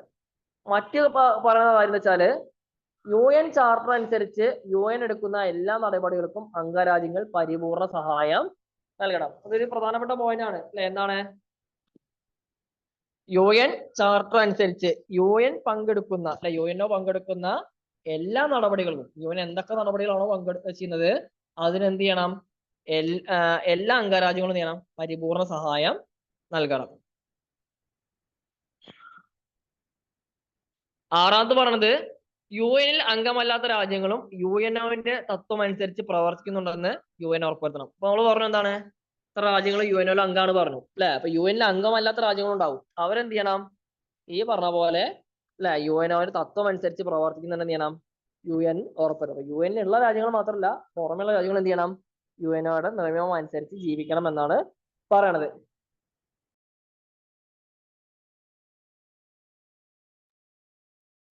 അതുപോലെ ഒരു രാജ്യത്തിന്റെ ആഭ്യന്തര കാര്യത്തിൽ UN ഇടപെടില്ല അല്ലെ. ഒരു രാജ്യത്തിന്റെ ആഭ്യന്തര കാര്യത്തിൽ, അതായത് ഇന്റേണൽ അല്ലെ കാര്യങ്ങൾ എന്ത് ചെയ്യുന്നില്ല, അല്ലെ ഒരു പ്രശ്നത്തിൽ ആരും ഇടപെടില്ല, UN ഇടപെടുകയില്ല. ഇപ്പൊ നമ്മൾ എന്ത് പറയുന്നുണ്ട്, ഇന്ത്യയിൽ തന്നെ ഒരുപാട് പ്രശ്നങ്ങളുണ്ട്. അതായത് കേരള തമിഴ്നാട് പ്രശ്നം, അല്ലെങ്കിൽ മറ്റുള്ള സംസ്ഥാനങ്ങളിലുള്ള പ്രശ്നം. ആ പ്രശ്നങ്ങൾ എന്ത് ചെയ്യില്ല അല്ലെ, എന്താ പറയാ, UN ഒരു ആഭ്യന്തര കാര്യത്തിൽ UN ഇടപെടുകയില്ല എന്നാണ് പറയണത്.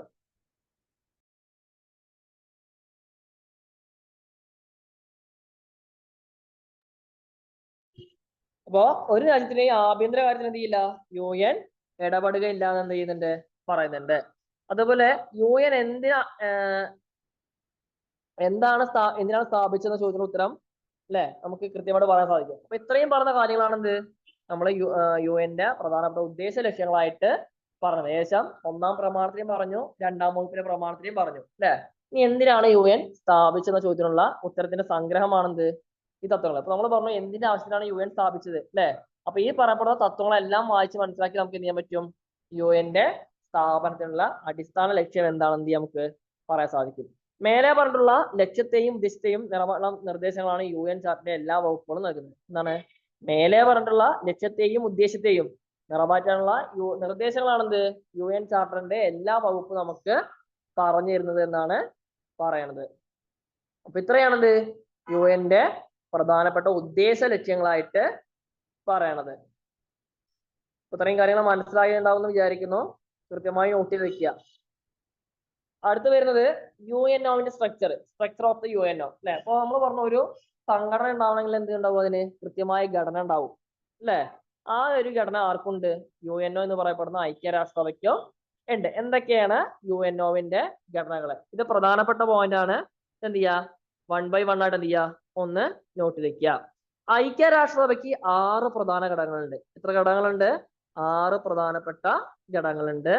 അതിലൊന്നാണെന്ത്, ജനറൽ അസംബ്ലി അല്ലെങ്കിൽ പൊതുസഭ എന്ന പേരിൽ അറിയപ്പെടുന്നത്. രണ്ടാമത് സെക്യൂരിറ്റി കൗൺസിൽ. എന്താണ് സെക്യൂരിറ്റി കൗൺസിൽ പറഞ്ഞാൽ സുരക്ഷാ സമിതി അല്ലെ, സുരക്ഷാ സമിതി. മൂന്നാമത് സാമ്പത്തിക സാമൂഹിക സമിതി, അതായത് എക്കണോമിക് ആൻഡ് സോഷ്യൽ കൗൺസിൽ. ഈ എക്കണോമിക് ആൻഡ് സോഷ്യൽ കൗൺസിൽ എന്ന് പറയപ്പെടുന്ന സാമ്പത്തിക സാമൂഹിക സമിതി. പിന്നെയാണത് ട്രസ്റ്റിഷിപ്പ് കൗൺസിൽ അല്ലെ, ട്രസ്റ്റിഷിപ്പ് കൗൺസിൽ എന്ന് പറയപ്പെടുന്ന ഒരു ഭാഗം. അതുപോലെ ഇന്റർനാഷണൽ കോർട്ട്, അന്താരാഷ്ട്ര നീതിന്യായ കോടതി. ലാസ്റ്റ് വൺ സെക്രട്ടേറിയറ്റ് അല്ലെ, ഇങ്ങനെ ഔദ്യോഗിക കാര്യാലയം. ഇങ്ങനെ 6 ഘടകങ്ങളാണെന്ത് UNOക്ക് ഉള്ളത് എന്നാണ് പറഞ്ഞത്. അപ്പൊ UNOയുടെ സ്ട്രക്ചർ എങ്ങനെയാണ്, 6 പ്രധാനപ്പെട്ട ഘടകങ്ങൾ ചേർന്നാണെന്ത് UNOയുടെ സ്ട്രക്ചർ. ഒന്ന് ജനറൽ അസംബ്ലി എന്ന് പറയപ്പെടുന്ന പൊതുസഭ, 2 സെക്യൂരിറ്റി കൗൺസിൽ എന്ന് പറയപ്പെടുന്ന സുരക്ഷാ സമിതി, 3 സാമ്പത്തിക സാമൂഹിക സമിതി എന്ന് പറയപ്പെടുന്ന economic and social council, 4 trusteeship council എന്ന് പറയപ്പെടുന്ന വിഭാഗം, 5 അന്തർദേശീയ നീതിന്യായ കോടതി ഇന്റർനാഷണൽ കോർട്ട് ഓഫ് ജസ്റ്റിസ്. അതുപോലെ ലാസ്റ്റ് വൺ സെക്രട്ടേറിയറ്റ് അല്ലെങ്കിൽ ഔദ്യോഗിക കാര്യാലയം എന്ന് പറയപ്പെടുന്ന 6 വകുപ്പ് വിഭാഗങ്ങളാണെന്ത് ഈ പറയപ്പെടുന്ന UNOയുടെ സ്ട്രക്ചർ ആയിട്ട് പറയണത്. നമുക്ക് ഓരോന്നിനും എന്ത് ചെയ്യാം, ഒന്ന് എടുത്ത് കൃത്യമായിട്ട് നോക്കാം. എങ്ങനെയാണ് ഓരോന്നിന്റെയും ഘടന നമുക്ക് നോക്കാം അല്ലെ. ഒന്നാമത്തെ ഘടകമാണെന്ത്, പൊതുസഭ അല്ലെങ്കിൽ ജനറൽ അസംബ്ലി എന്ന് പറയപ്പെടുന്ന ഘടകം. ഒന്നാമത്തെ ഘടകമാണെന്ത് അല്ലെ, പൊതുസഭ അല്ലെങ്കിൽ ജനറൽ അസംബ്ലി. UNOന്റെ ഏറ്റവും വലിയ ഘടകം പൊതുസഭയാണ്. അപ്പോ ഏറ്റവും വലിയ ഘടകമാണെന്ത് ഈ പൊതുസഭ അല്ലെങ്കിൽ ജനറൽ അസംബ്ലി എന്ന് പറയപ്പെടുന്ന ഭാഗം. എല്ലാ അംഗരാഷ്ട്രങ്ങളും പൊതുസഭയിൽ അംഗങ്ങളാണ് അല്ലെ. അപ്പൊ എത്ര അംഗരാഷ്ട്രങ്ങളുണ്ടോ ആ അംഗരാഷ്ട്രങ്ങളെല്ലാം എവിടെയാണ്, പൊതുസഭയിൽ അംഗങ്ങളാണ്. പരമാവധി 5 പ്രതിനിധികളെ ഒരു രാജ്യത്തിന് പൊതുസഭയിലേക്ക് അയക്കാം. അപ്പൊ ഇന്ത്യയെ സംബന്ധിച്ചിടത്തോളം എന്ത് ചെയ്യാ, ഇന്ത്യ എന്ന് പറയപ്പെടുന്ന രാജ്യം ഐക്യരാഷ്ട്രസഭയിലെ ഒരു പ്രധാനപ്പെട്ട അംഗമാണ്. അപ്പൊ ഈ ഇന്ത്യക്ക് എന്ത് ചെയ്യാം, നമ്മളെ ഇന്ത്യ എന്ന് പറയുന്ന രാജ്യത്തിന് 5 പ്രതിനിധികളെ അല്ലെ, പരമാവധി മാക്സിമം ആയ 5 അല്ലെ പ്രതിനിധികളെ എന്ത് ചെയ്യാ ഈ പൊതുസഭയിലേക്ക് അയക്കാം. ഒരു ഉദാഹരണം പറയാണ്. എന്നാൽ ഒരു അംഗരാഷ്ട്രത്തിന് ഒരു വോട്ടേ ഉള്ളൂ അല്ലെ. നമ്മളിപ്പോ 1 അയച്ചാലും അല്ലെ 5 അയച്ചാലും എത്ര വോട്ടേ ഉള്ളൂ, ഒരൊറ്റ വോട്ടേ ഒരു രാഷ്ട്രത്തിന് ഉണ്ടാവുള്ളൂ. ഇതാണ് അതിന്റെ പ്രധാനപ്പെട്ട ഘടകമായിട്ട് അല്ലെങ്കിൽ ഒരു സവിശേഷതയായിട്ട് പറഞ്ഞത്. 5 ആളെ വരെ നമുക്ക് എന്ത് ചെയ്യാം, ഒരു രാഷ്ട്രത്തിന് അയക്കാം. പക്ഷെ ഒരാൾ പോയാലും 5 ആള് പോയാലും ഒരൊറ്റ വോട്ടേ ആർക്ക് ഉണ്ടാവുള്ളൂ, ഒരു അംഗരാഷ്ട്രത്തിന് ഉണ്ടാവുള്ളൂ. പൊതുസഭ ഒരു ആലോചന സഭ മാത്രമാണ് അല്ലെ, അതായത് ആലോചനകൾ നടത്താൻ, അതായത് തീരുമാനങ്ങൾ നടത്താനുള്ള ഒരു കേന്ദ്രം മാത്രമാണ് എന്ത്, പൊതുസഭ എന്ന് പറയപ്പെടുന്ന സഭ. സാധാരണഗതിയിൽ കൊല്ലത്തിൽ ഒരു പ്രാവശ്യം സഭ ചേരേണ്ടതുണ്ടെന്നാണ് പറയുന്നത്. സാധാരണഗതിയിൽ എന്താണ്, കൊല്ലത്തിൽ ഒരു വട്ടമെങ്കിലും എന്ത് ചെയ്യണം, ഈ പറയപ്പെടുന്ന പൊതുസഭ ചേരേണ്ടതുണ്ട്. എന്നാൽ സുരക്ഷാ സമിതിയിലെ ഭൂരിപക്ഷ അംഗങ്ങൾ ആവശ്യപ്പെട്ടാൽ സഭയ്ക്ക് വിശേഷാൽ സമ്മേളനം വിളിക്കാം. അപ്പോ എന്താണ്, യുഎൻഒന്റെ ഏറ്റവും വലിയ ഘടകമാണെന്ത്, പൊതുസഭ. എല്ലാ അംഗരാഷ്ട്രങ്ങളും നീന്തുന്നുണ്ട് ഇതില് അംഗങ്ങളാണ് അല്ലെ, എല്ലാ അംഗരാഷ്ട്രങ്ങളും എന്താണ് ഇതിൽ അംഗങ്ങളാണ്. മാത്രമല്ല എന്താണ്, ഒരു രാഷ്ട്രത്തിന് എന്ത് ചെയ്യുക, പരമാവധി 5 പ്രതിനിധികൾ എന്ത് ചെയ്യുക, പൊതുസഭയിലേക്ക് എത്തിക്കുക അല്ലെ. എന്നാൽ എന്താണ്, ഒരു അംഗരാഷ്ട്രത്തിന് ഒരു വോട്ട് മാത്രമേ ഉണ്ടാവുള്ളൂ. ഒരാൾ അയച്ചാലും 5 ആൾ അയച്ചാലും എന്താണ്, വോട്ട് ഒന്നേ ഉണ്ടാവുള്ളൂ. എന്താണ്, പൊതുസഭ എന്താണ്, ഒരു ആലോചനയ്ക്കുള്ള സഭ മാത്രമാണ്. സാധാരണഗതിയിൽ എന്താണ്, കൊല്ലത്തിൽ ഒരു പ്രാവശ്യം മാത്രമേ സഭ ചേരേണ്ടതുള്ളൂ അല്ലെ. സാധാരണഗതിയിൽ കൊല്ലത്തിൽ ഒരു പ്രാവശ്യം മാത്രമേ സഭ ചേരേണ്ടതുള്ളൂ. എന്നാൽ എന്താണ്, സുരക്ഷാ സമിതിയിലെ ഭൂരിപക്ഷ അംഗങ്ങൾ ആവശ്യപ്പെട്ടാൽ എന്ത് ചെയ്യുക, സഭയ്ക്ക് വിശേഷാൽ സമ്മേളനം വിളിക്കാം. ഇതാണ് ഒന്നാമത്തെ ഘടനയായിട്ട് പറയണത്. രണ്ടാമത്തെയാണെന്ത്, സുരക്ഷാ സമിതി ഇല്ലെങ്കിൽ സെക്യൂരിറ്റി കൗൺസിൽ എന്ന പേരിൽ അറിയപ്പെടുന്നത്. യുഎൻഒവിന്റെ ഏറ്റവും ശക്തമായ ഘടകം സുരക്ഷാ സമിതിയാണ്. അപ്പൊ സെക്യൂരിറ്റി കൗൺസിൽ ആണെന്ത്, ഏറ്റവും ശക്തമായ ഘടകം. ഏറ്റവും വലിയ ഘടകം പൊതുസഭയാണെങ്കിലും ഏറ്റവും ശക്തമായ ഘടകം എന്താണ്, സുരക്ഷാ സമിതി എന്ന് പറയപ്പെടുന്ന അല്ലെ സമിതിയാണെന്നാണ് പറഞ്ഞത്. അതിൽ 5 സ്ഥിരാംഗങ്ങളാണുള്ളത് അല്ലെ. അത് ഫിക്സഡ് മെമ്പേഴ്സ് ആണ്, അവിടെ ആർക്കും മാറ്റണ്ടാവില്ല. അപ്പൊ 5 സ്ഥിരാംഗങ്ങളും 10 എന്താണ് അസ്ഥിരാംഗങ്ങൾ. അസ്ഥിരാംഗങ്ങൾ പറഞ്ഞാൽ സ്ഥിരമല്ലാത്ത അംഗങ്ങൾ എവിടെ ഉണ്ട്, ഈ സുരക്ഷാ സമിതിയിൽ ഉണ്ട്. ആരംഭത്തിൽ അത് 5 + 6 11 ആയിരുന്നു അല്ലെ. തുടക്കത്തിൽ എന്താണ് 5 + 6 11 ആയിരുന്നു എന്ത്, ഈ പറയപ്പെടുന്ന സ്ഥിരാംഗങ്ങളുടെ എണ്ണം 5ഉം അസ്ഥിരാംഗങ്ങളുടെ എണ്ണം എന്താണ് 6ഉമായിരുന്നു. എന്നാൽ ഇപ്പൊ എന്താണ്, 10 അസ്ഥിരാംഗങ്ങൾ എവിടെ ഉണ്ട്, യുഎൻഒന്റെ സെക്യൂരിറ്റി കൗൺസില് ഉണ്ട്. വൻശക്തികളായ America, Britain, France, Russia, China എന്നിവയാണ് സ്ഥിരാംഗങ്ങൾ അല്ലെ. അതായത് എന്താണ്, ഇതിലെ സ്ഥിരാംഗങ്ങൾ പറഞ്ഞാണ് വൻശക്തി, ലോകത്തിലെ വൻശക്തികളായ America, Britain, France, Russia, China എന്നിവയാണ് എന്ത്, ഇതിലെ സ്ഥിരാംഗങ്ങളായിട്ട് പറയണത്. തുടക്കത്തിൽ കമ്മ്യൂണിസ്റ്റ് ചൈന, കുമിന്താങ് ചൈനയായിരുന്നു അംഗം. ഇപ്പോൾ കമ്മ്യൂണിസ്റ്റ് ചൈനയാണ്. അപ്പൊ എന്താണ്, നമുക്ക് ചൈനയെ രണ്ടായിട്ട് തരംതിരിക്കാം അല്ലെ. ചൈനീസ് വിപ്ലവം പഠിച്ച സമയത്ത് എന്താണ് രണ്ടായി തരംതിരിക്കാം നമുക്ക്. ചൈനയെ എന്താണ് കമ്മ്യൂണിസ്റ്റ് ചൈന എന്നും കുമിന്താങ് ചൈന എന്നും രണ്ടായിട്ട് തരംതിരിച്ചിരുന്നു അല്ലെ. അപ്പൊ ആദ്യകാലത്ത് കുമിന്താങ് ചൈനയായിരുന്നു എവിടെ, ഇതിലെ സ്ഥിരാംഗം ഉണ്ടായിരുന്നത്. പിന്നീട് ചൈന എന്ത് ചെയ്തു, ലോപിച്ച് കമ്മ്യൂണിസ്റ്റ് ചൈന. ഇപ്പൊ കമ്മ്യൂണിസ്റ്റ് ചൈനയാണ് എന്ത്, ഇതിലെ സ്ഥിരാംഗത്തിലെ ഒരു അംഗമായിട്ട് പറഞ്ഞത്. 2 വർഷം കാലാവധി ഉള്ള താൽക്കാലിക അംഗങ്ങളെ പൊതുസഭയാണ് തിരഞ്ഞെടുക്കുക. സ്ഥിരാംഗങ്ങൾക്കെല്ലാം വീറ്റോ അധികാരമുണ്ട് എന്നാണ് പറഞ്ഞത്. അപ്പൊ നമ്മൾ പറഞ്ഞതാണ് 10 അസ്ഥിരാംഗങ്ങൾ ഉണ്ടെന്ന് പറഞ്ഞു അല്ലെ. അവയുടെ കാലാവധി എന്താണ്, 2 കൊല്ലം കൂടുമ്പോൾ എന്ത് ചെയ്യണം, ഈ പറയപ്പെടുന്ന 10 അസ്ഥിരാംഗങ്ങൾ എന്ത് ചെയ്യും, മാറും അല്ലെ. അപ്പൊ അവയ്ക്ക് എന്തുണ്ട്, ഒരു കൃത്യമായ കാലാവധി ഉണ്ട്. അവയെ തെരഞ്ഞെടുക്കുന്ന ആരാണ്, പൊതുസഭ എന്ന് പറയപ്പെടുന്ന ഒരു സമിതി. അല്ലെങ്കിൽ നമ്മുടെ ഫസ്റ്റ് ഘടകമാണ് എന്ത്, ഈ സെക്യൂരിറ്റി കൗൺസിലെ അസ്ഥിരാംഗങ്ങളെ തെരഞ്ഞെടുക്കുക.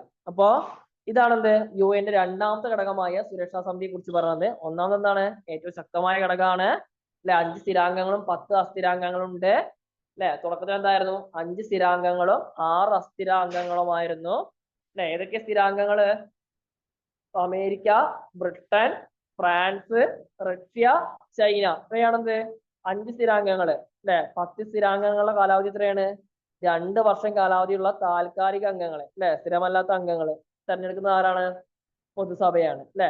ഈ സ്ഥിരാംഗങ്ങൾക്ക് എന്താണ്, വീറ്റോ എന്ന് പറയപ്പെടുന്ന ഒരു സ്പെഷ്യൽ അധികാരം കൂടി ഉണ്ടെന്നാണ് പറഞ്ഞത്. എന്താണ്, സ്ഥിരാംഗങ്ങൾക്ക് വീറ്റോ എന്ന് പറയപ്പെടുന്ന ഒരു സ്പെഷ്യൽ ആയിട്ടുള്ള വീറ്റോ എന്ന് പറയപ്പെടുന്ന ഒരു അധികാരം കൂടി ഉണ്ട് എന്നാണ് പറയുന്നത്. നമുക്ക് വീറ്റോ അധികാരം നോക്കണം അല്ലെ. എന്താ വീറ്റോ അധികാരം പറഞ്ഞ, സാധാരണ ചോദിക്കാവുന്ന ഒരു ക്വസ്റ്റ്യൻ ആണ്. എന്താണ് വീറ്റോ അധികാരം, എന്താ വീറ്റോ അധികാരം പറഞ്ഞ. നമ്മൾ പറഞ്ഞു 5 സ്ഥിരാംഗങ്ങൾ പറഞ്ഞു. സ്ഥിരാംഗങ്ങളിൽ ഏതെങ്കിലും ഒരംഗം എതിർക്കുകയാണെങ്കിൽ അല്ലെ, ഒരു പ്രശ്നത്തിനും തീരുമാനത്തിലെത്താൻ സുരക്ഷാ സമിതിക്ക് എന്തില്ല,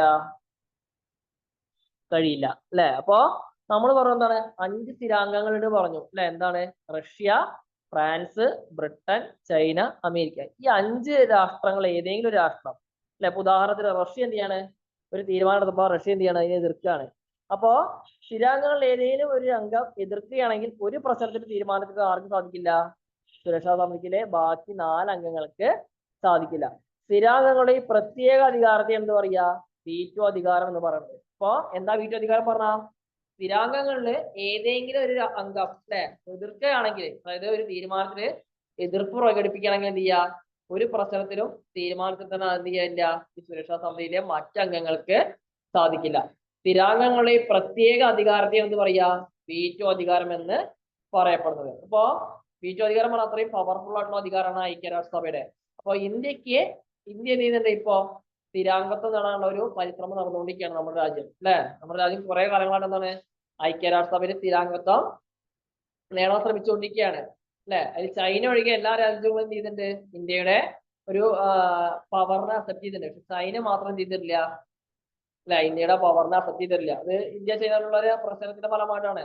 ആ ചൈന അല്ലെ ഇണഞ്ഞു നിൽക്കുന്നതോളം കാലം നമുക്ക് എന്ത് ചെയ്യാൻ പറ്റില്ല, ഇന്ത്യക്ക് സ്ഥിരാംഗത്വം നൽകാൻ, അല്ലെങ്കിൽ ഇന്ത്യക്ക് സ്ഥിരാംഗത്വം കിട്ടില്ല എന്നാണ് പറയണത്. അപ്പോ അല്ലെ ചൈനയാണെന്ത് നമുക്ക് സ്ഥിരാംഗത്വം അല്ലെ കിട്ടാതിനുള്ള പ്രധാനപ്പെട്ട കാരണമായിട്ട് പറയുന്നത്. ഇതാണെന്ത് വീറ്റോ അധികാരം എന്ന പേരില് അറിയപ്പെടുന്നത്. ഇനി അധ്യക്ഷ പദവി അല്ലെ, ഇതിന്റെ അധ്യക്ഷ പദവി എന്താ നോക്കാം.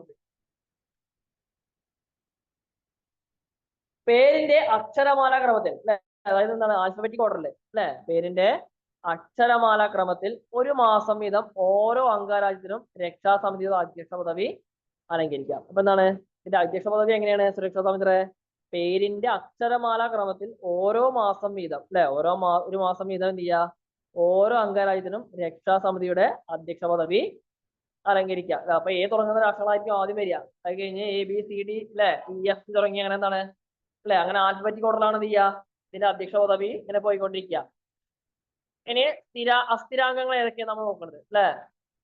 എങ്ങനെയാണ് അസ്ഥിരാംഗങ്ങളെ, നമ്മൾ സ്ഥിരാംഗങ്ങളെ കുറിച്ച് പറഞ്ഞു. ഇനി എങ്ങനെയാണ് അസ്ഥിരാംഗങ്ങൾ എന്ന് പറയുന്നത്, എങ്ങനെയാണ്, ഒരു പ്രത്യേക ക്രമത്തിലാണ് വിവിധ ഭൂഖണ്ഡങ്ങളിൽ നിന്നുള്ള താൽക്കാലിക അംഗങ്ങളെ തെരഞ്ഞെടുക്കപ്പെടുന്നത്. ഒരു പ്രത്യേക ക്രമത്തിൽ അല്ലെ, ഒരു പ്രത്യേക ക്രമത്തിലാണ് വിവിധ ഭൂഖണ്ഡങ്ങൾ പറഞ്ഞ വൻകരകളിൽ നിന്നുള്ള താൽക്കാലിക അംഗങ്ങളെ തെരഞ്ഞെടുക്കപ്പെടുന്നത്.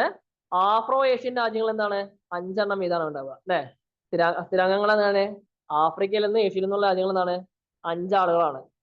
ലാറ്റിൻ അമേരിക്കൻ രാജ്യങ്ങൾ 2 എണ്ണം, പശ്ചിമ യൂറോപ്യൻ രാജ്യങ്ങൾ 2 എണ്ണം, പൂർവ്വ യൂറോപ്യൻ രാജ്യങ്ങൾ 1. ഇങ്ങനെയാണ് എന്ത് ഈ പറയപ്പെടുന്ന ഐക്യരാഷ്ട്രസഭയുടെ എന്താണ് അസ്ഥിരാംഗങ്ങളെ തെരഞ്ഞെടുക്കുക. എങ്ങനെയാണ്, ഏഷ്യ ആഫ്രിക്കൻ രാജ്യങ്ങൾ 5 എണ്ണം വീതം അല്ലെ, ലാറ്റിൻ അമേരിക്കൻ രാജ്യങ്ങൾ 2 എണ്ണം, പശ്ചിമ യൂറോപ്യൻ രാജ്യങ്ങൾ അതായത് പടിഞ്ഞാറൻ യൂറോപ്യൻ രാജ്യങ്ങൾ എന്താണ് 2 എണ്ണം, കിഴക്കൻ യൂറോപ്യൻ രാജ്യങ്ങൾ അല്ലെ 1. ഇങ്ങനെയാണെന്ത് ഐക്യരാഷ്ട്ര സമിതിയിലെ അല്ലെങ്കിൽ ഐക്യരാഷ്ട്ര സമിതിയുടെ സുരക്ഷാ സമിതിയുടെ അസ്ഥിരാംഗങ്ങളെ തെരഞ്ഞെടുക്കുക. ഇനി നമുക്ക് എന്താണ് G5 രാജ്യങ്ങളുടെ പേരിൽ അറിയപ്പെടുന്ന രാജ്യങ്ങൾ നോക്കാം അല്ലെ. എന്താ G5 രാജ്യങ്ങൾ പറഞ്ഞാ, അപ്പൊ നമ്മൾ പറഞ്ഞു ഏറ്റവും ശക്തമായ ഘടകമാണിത് സെക്യൂരിറ്റി കൗൺസിൽ, എങ്കിൽ എന്താണ് സുരക്ഷാ സമിതിയുടെ പേരില് അറിയപ്പെടുന്നത് അല്ലെ. അപ്പൊ ഈ സുരക്ഷാ സമിതിയിലെ സ്ഥിരാംഗങ്ങളായ രാജ്യങ്ങളാണ് എന്ത് പറയുക, G5 രാജ്യങ്ങൾ എന്ന പേരിൽ അറിയപ്പെടുന്നത് അല്ലെ. ആരൊക്കെ സ്ഥിരാംഗങ്ങൾ നമ്മൾ പറഞ്ഞു, ചൈന, റഷ്യ അല്ലെ, അമേരിക്ക, ബ്രിട്ടൻ, ഫ്രാൻസ്, ഈ 5 രാജ്യങ്ങളാണ് സ്ഥിരാംഗങ്ങൾ. അപ്പൊ സുരക്ഷാ സമിതിയിലെ സ്ഥിരാംഗങ്ങളായി ഈ 5 രാജ്യങ്ങൾ ഉൾപ്പെടുന്ന രാജ്യങ്ങൾ എന്ത് വിളിക്കാം നമുക്ക് അല്ലെ, G5 രാജ്യങ്ങൾ എന്ന പേരിൽ എന്ത് ചെയ്യാ വിളിക്കാമെന്നാണ് പറയുന്നത്.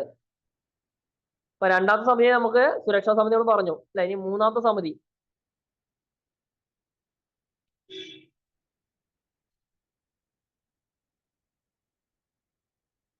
സുരക്ഷാ സമിതിക്ക് 2-3 പണിയുണ്ട് കേട്ടോ. എന്താ നോക്കുക, സുരക്ഷാ സമിതിയുടെ മുഖ്യ ചുമതല അന്താരാഷ്ട്ര സമാധാനവും സുരക്ഷിതത്വവും ഉറപ്പുവരുത്താണ്. അതാണ് മുഖ്യ ചുമതല. എന്താണ്, അന്താരാഷ്ട്ര സമാധാനം, അതായത് ഇന്റർനാഷണൽ പീസ്, അവരെന്താണ് സെക്യൂരിറ്റി അല്ലെ, ഇത് ഉറപ്പുവരുത്താണ് ആ ലക്ഷ്യം. ഈ പറയപ്പെടുന്ന സെക്യൂരിറ്റി കൗൺസിലിന്റെ ഉത്തരവാദിത്തമായിട്ട് പറഞ്ഞത് അക്രമങ്ങൾക്കെതിരെ സൈനിക നടപടികൾ സ്വീകരിക്കാനും സുരക്ഷാ സമിതിക്ക് അധികാരമുണ്ട്. ഇപ്പോ ഏതെങ്കിലും രാഷ്ട്രങ്ങൾ അക്രമം ഉണ്ടാക്കുകയാണ്, ഇപ്പൊ നമ്മൾ കണ്ടെന്താണ് പലസ്തീൻ അല്ലെ, അതുപോലെ ഇസ്രായേൽ പ്രശ്നം, അതുപോലെ റഷ്യ യുക്രൈൻ തുടങ്ങിയ ഓരോ പ്രശ്നങ്ങളാണ്. ഇതിലൊക്കെ ഇടപെട്ടത് ആരാണ് അല്ല, ഐക്യരാഷ്ട്ര പോലുള്ള സംഘടനയാണ്. അപ്പോ അക്രമങ്ങൾക്കെതിരെ സൈനിക നടപടി സ്വീകരിക്കാനും ആർക്ക് അധികാരമുണ്ട്, ഈ സുരക്ഷാ സമിതിക്ക് അധികാരമുണ്ട് എന്നാണ് പറഞ്ഞത്. ഇനി മൂന്നാമത്തെ ഘടകമാണ് അല്ലെങ്കിൽ മൂന്നാമത്തെ ശ്രേണിയാണെന്ത്, സാമ്പത്തിക സാമൂഹിക സമിതി അല്ലെങ്കിൽ എക്കണോമിക് ആൻഡ് സോഷ്യൽ കൗൺസിൽ എന്ന പേരിൽ അറിയപ്പെടുന്നത്. എന്താണ്, സാമ്പത്തിക സാമൂഹിക സമിതി, എക്കണോമിക് ആൻഡ് സോഷ്യൽ കൗൺസിൽ. എന്താ നോക്കാം. ഏതാണ്ടെല്ലാം UN പ്രവർത്തനങ്ങളെയും ഏകോപിക്കുന്ന ഘടകമാണ് സാമ്പത്തിക സാമൂഹ്യ സമിതി. ഇപ്പൊ എന്താണ്, ഏതാണ്ടെല്ലാം UN പ്രവർത്തനങ്ങളെ ഏകോപിപ്പിക്കുന്ന ഘടകമാണെന്ത്, സാമ്പത്തിക സാമൂഹിക സമിതി എന്ന് പറയപ്പെടുന്ന. അപ്പൊ എല്ലാ പ്രവർത്തനങ്ങളും ഒത്തൊരുമിച്ച് കൊണ്ടുവരിക അതാണ് അതിന്റെ ലക്ഷ്യം, അല്ലെ. രാഷ്ട്രീയേതര മണ്ഡലങ്ങളാണ് പ്രധാനമായി ഇതിന്റെ പ്രവർത്തനം. അപ്പൊ ഇതിനൊന്നുമില്ല, ഇതിന് രാഷ്ട്രീയ ഇല്ല, രാഷ്ട്രീയേതര അല്ലെ മണ്ഡലങ്ങളാണെന്ത് ഇതിന്റെ പ്രധാനപ്പെട്ട ഒരു പ്രവർത്തനമായിട്ട് എന്ത് ചെയ്യുന്നത് പറയണത്. രാഷ്ട്രീയത മണ്ഡലങ്ങളിലാണെന്ത് ഇതിന്റെ പ്രവർത്തനം പ്രധാനമായിട്ടും കാണുന്നത്. തുടക്കത്തിൽ 18 അംഗങ്ങൾ ഉണ്ടായിരുന്ന ഈ ഘടകത്തിൽ ഇപ്പോൾ എന്താണ് അല്ലെ 54 അംഗങ്ങളുണ്ട്. ഇപ്പൊ തുടക്കത്തിൽ എന്തായിരുന്നു, 18 അംഗങ്ങളാണ് കയ്യിലുണ്ടായിരുന്നത്, സാമ്പത്തിക സാമൂഹ്യ സമിതി ഉണ്ടായിരുന്നത്. ഇപ്പോൾ എന്താണ് 54 അംഗങ്ങളുണ്ട് എന്നാണ് പറയണത്. അപ്പൊ അതാണെന്ത് മൂന്നാമത്തെ ഘടകം. നാലാമത്തെ ട്രസ്റ്റിഷിപ്പ് കൗൺസിൽ, അല്ലെ. ട്രസ്റ്റിഷിപ്പ് കൗൺസിൽ എന്ന് പറയപ്പെടുന്ന ഘടകം. നമ്മൾ ഈ പറയപ്പെടുന്ന ഘടന എന്ത് ചെയ്യണം, കൃത്യമായി നോട്ട് ചെയ്യണം കേട്ടോ, ഇല്ലെങ്കിൽ മറന്നു പോവും. വീണ്ടും വീണ്ടും പറയാണ്, കൃത്യമായിട്ട് എന്ത് ചെയ്യണം, ഈ ഓരോ അല്ലെ ഘടനയുടെ ഓരോ ഭാഗങ്ങളും എന്ത് ചെയ്യണം, കൃത്യമായിട്ട് ഓർമ്മിച്ച് വെക്കണം. നാലാമത്തെ ആണത് ട്രസ്റ്റിഷിപ്പ് കൗൺസിൽ. സ്വതന്ത്ര പരമാധികാരം ലഭിക്കാത്ത രാജ്യങ്ങളുടെ ഭരണത്തിന് മേൽനോട്ടം വഹിക്കലാണ് ട്രസ്റ്റിഷിപ്പ് കൗൺസിലിന്റെ ജോലി. അപ്പൊ എന്താണ്, ചില രാജ്യങ്ങൾ എപ്പോഴും ഉണ്ടാവും, ചില രാജ്യങ്ങളുടെ കീഴിലുണ്ടാവും, അല്ലെ. ചില രാജ്യങ്ങളെ പിടിച്ചടക്കിക്കൊണ്ടിരിക്കുന്ന രാജ്യങ്ങളുണ്ടാവും. അപ്പോ എന്താണ്, അത്തരത്തിൽ രാജ്യങ്ങളിലെ എന്താണ് ഭരണത്തിന് മേൽനോട്ടം വഹിക്കണം ആരുടെ ജോലി, ട്രസ്റ്റിഷിപ്പ് എന്ന് പറയപ്പെടുന്ന വിഭാഗത്തിന്റെ ജോലി. അതായത് വ്യക്തമായി പറഞ്ഞാൽ എന്താണ്, ഇപ്പൊ നമ്മൾ സ്വാതന്ത്ര്യം ലഭിച്ച് 70-75 കൊല്ലം കഴിഞ്ഞു, അല്ലെ. ഇപ്പോഴും ചില രാജ്യങ്ങൾക്ക് എന്തുണ്ടാവില്ല, സ്വാതന്ത്ര്യം കിട്ടിയിട്ടുണ്ടാവില്ല, അല്ലെങ്കിൽ അവരെന്താണ് പല പ്രശ്നങ്ങളും കണ്ടുപിടിക്കാവും. ഉദാഹരണത്തിന് എന്താണ് ഇസ്രായേൽ പലസ്തീൻ, അല്ലെ. അതായത് എന്താ പറയാ പലസ്തീൻ എന്ന് പറയപ്പെടുന്ന പ്രദേശം, അല്ലെ, അത് ഇപ്പോൾ ഒരു എന്താ പറയാ ക്ലാഷ് നിൽക്കുന്ന പ്രദേശമാണ്. അപ്പോ അല്ലെ അങ്ങനെ സ്വതന്ത്ര പരമാധികാരം ലഭിക്കാത്ത രാജ്യങ്ങളുടെ ഭരണത്തിന് മേൽനോട്ടം വഹിക്കലാണ് എന്ത് ഈ ട്രസ്റ്റിഷിപ്പ് കൗൺസിലിന്റെ ജോലി. യുദ്ധം കഴിഞ്ഞ് പരാജയപ്പെട്ട ശക്തികളിൽ നിന്നും പിടിച്ചെടുത്ത് UN കൈമാറിയ പ്രദേശങ്ങളായിരുന്നു അവ. അപ്പൊ യുദ്ധം കഴിഞ്ഞിട്ട് 2ാം ലോക മഹായുദ്ധം കഴിഞ്ഞ് പരാജയപ്പെട്ട ശക്തികളിൽ നിന്നും പിടിച്ചെടുത്ത് UN കൈമാറിയ പ്രദേശങ്ങളാണ് ഇവ എന്ത് തരത്തിലുള്ള പ്രദേശങ്ങൾ എന്ന പേരിൽ അറിയപ്പെടുന്നത്. അത്തരം 11 ട്രസ്റ്റ് പ്രദേശങ്ങളും പിന്നീട് സ്വതന്ത്രമായി. ട്രസ്റ്റിഷിപ്പ് കൗൺസിലിന് ഇന്ന് വലിയ പ്രസക്തി ഇല്ല. അപ്പൊ എന്താണ് അങ്ങനെ എന്താണ് അല്ലെ പരാജയപ്പെട്ട രാജ്യങ്ങൾ എന്നാണെന്ത് ഇത്തരം രാജ്യങ്ങളെ പിടിച്ച് UN കൊടുക്കുന്നത്. എന്താണ് അത്തരം 11 ട്രസ്റ്റ് പ്രദേശങ്ങൾ എന്ത് ചെയ്തു, പിന്നീട് സ്വതന്ത്രമായി. ഇപ്പൊ ട്രസ്റ്റിഷിപ്പിന് എന്തില്ല, വലിയ പ്രസക്തി ഇല്ല എന്നാണ് പറഞ്ഞത്. അപ്പൊ നാലാമത്തെ അല്ലെങ്കിൽ അല്ലെ നാലാമത്തെ വിഭാഗമായ ട്രസ്റ്റിഷിപ്പിന് എന്തില്ല, വലിയ ഒരു പ്രാധാന്യമില്ല എന്നാണ് പറയണത്. അഞ്ചാമത്തെ ഘടകമാണ് ഇന്റർനാഷണൽ കോർട്ട്, അല്ലെ. അതായത് അന്തർദേശീയ നീതിന്യായ കോടതി, അല്ലെ. അതായത് ഐക്യരാഷ്ട്രസഭയുടെ നീതിന്യായ വിഭാഗമാണെന്ത് അന്തർദേശീയ നീതിന്യായ കോടതി. ഐക്യരാഷ്ട്രസഭയുടെ നീതി, അതായത് എന്താ ജുഡീഷ്യൽ വിങ് ആണെന്ത് അന്തർദേശീയ നീതിന്യായ കോടതി എന്ന പേരിൽ അറിയപ്പെടുന്നത്. പൊതുസഭയും സെക്യൂരിറ്റി കൗൺസിലും സ്വതന്ത്രമായി തിരഞ്ഞെടുക്കാനുള്ള 15 ജഡ്ജിമാരാണ് ഈ കോടതിയുള്ളത്. അപ്പൊ എന്താണ് പൊതുസഭയും സെക്യൂരിറ്റി കൗൺസിലും, രണ്ട് പ്രധാനപ്പെട്ട ഘടകങ്ങളായ വലിയ ഘടകമായ പൊതുസഭയും ശക്തമായ ഘടകമായ സെക്യൂരിറ്റി കൗൺസിലും സ്വതന്ത്രമായി തിരഞ്ഞെടുക്കുന്ന 15 ജഡ്ജിമാരെ എവിടെ ഉണ്ടാവും ഈ കോടതിയിൽ ഉള്ളത്. ജഡ്ജിമാരെ കാലാവധി എത്ര, 9 വർഷമാണ്, അല്ലെ. ശ്രദ്ധിക്കുക, 9 വർഷമാണ് ആരെ കാലാവധി, ജഡ്ജിമാരെ കാലാവധി. അംഗരാജ്യങ്ങൾ തമ്മിലുള്ള തർക്കങ്ങൾക്ക് പ്രശ്നങ്ങൾക്ക് നിയമപരമായ തീർപ്പ് കൽപ്പിക്കലാണ് ഇതിന്റെ ചുമതല എന്ന്, അല്ലെ.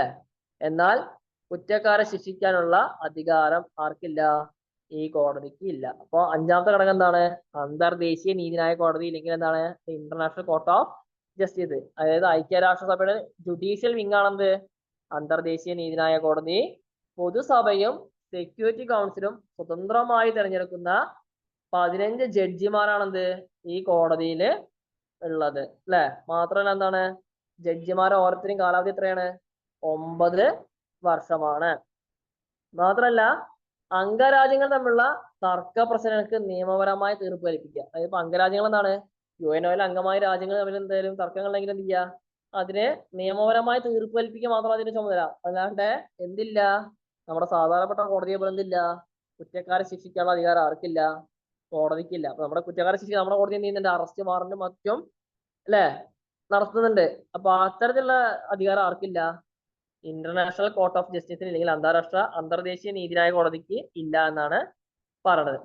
ഇതിന്റെ ക്യാപിറ്റൽ എന്ന് പറയപ്പെടുന്നത് നെതർലാൻഡിലെ ഹേഗിലെ പീസ് പാലസ് ആണെന്ത് നീതിന്യായ കോടതിയുടെ ആസ്ഥാനമായിട്ട് പറയുന്നത്. ഇതിന്റെ ആസ്ഥാനം എവിടെയാണ്, നെതർലാൻഡ് അല്ലെ, പണ്ടത്തെ ഹോളണ്ടായ നെതർലാൻഡ് അല്ലെ, നെതർലാൻഡിന്റെ ഹേഗ് എന്ന് പറയപ്പെടുന്ന ഒരു സ്ഥലം, ഹേഗ് എന്ന് പറയപ്പെടുന്ന സ്ഥലത്ത് പീസ് പാലസ് ആണെന്ത് നീതിന്യായ കോടതിയുടെ ആസ്ഥാനമായിട്ട് അല്ലെങ്കിൽ ക്യാപിറ്റൽ ആയിട്ട് പറയണത്.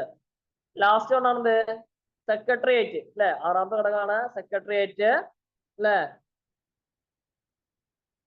എന്താ സെക്രട്ടേറിയറ്റ് പറഞ്ഞ UN ഭരണ സൗകര്യങ്ങളുടെ ചുമതല സെക്രട്ടേറിയറ്റ് ആണ്. അപ്പൊ എന്താണ് ഭരണവിങ് ആരാ ഉപയോഗിക്കുന്നത്? സെക്രട്ടേറിയറ്റ് എന്ന് പറയപ്പെടുന്ന ഘടകമാണെന്ത് പിന്നെ ഭരണവിങ് ഉപയോഗിക്കുന്നത്.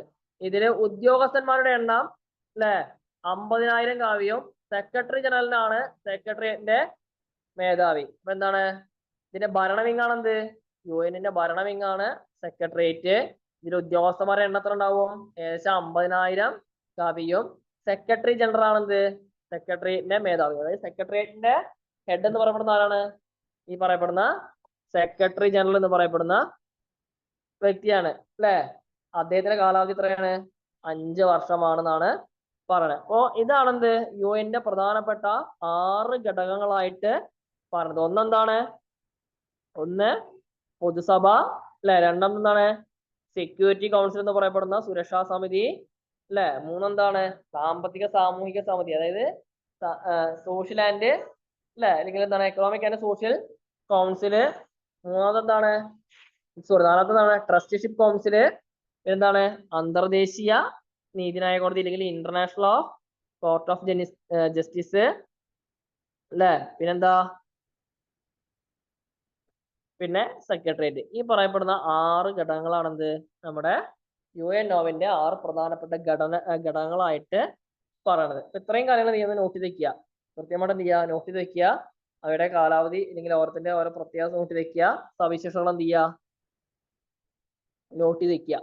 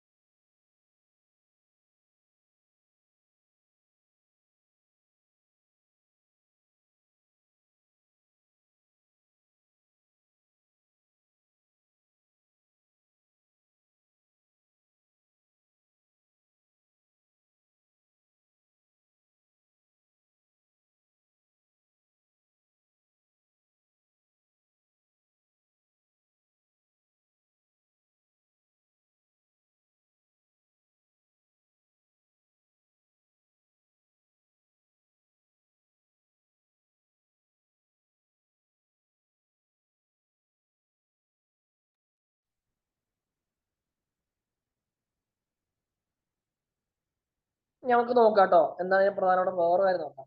നമ്മൾ പറഞ്ഞ എന്താണ് 6 ഘടകങ്ങൾ പറഞ്ഞു അല്ലെ. 6 ഘടകങ്ങളില് അതായത് ഇന്റർനാഷണൽ കോർട്ട് ഓഫ് ജസ്റ്റിസ് അന്താരാഷ്ട്ര നീതിന്യായ കോടതി ഒഴികെയുള്ള എല്ലാ UN പ്രധാന ഘടകങ്ങളുടെ എല്ലാ ആസ്ഥാനം എവിടെയാണ്? ന്യൂയോർക്കാണ്.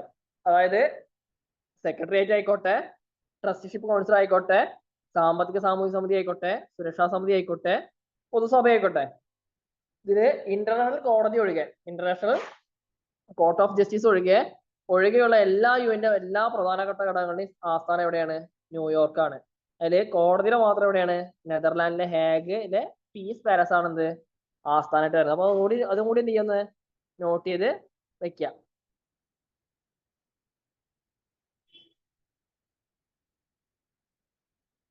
നമുക്കൊരു എക്സ്ട്രാ റീഡിംഗ് ഉള്ള എങ്ങനെയാണ് എക്സ്ട്രാ ഒരു ഇൻഫർമേഷൻ നമുക്ക് പറയാം.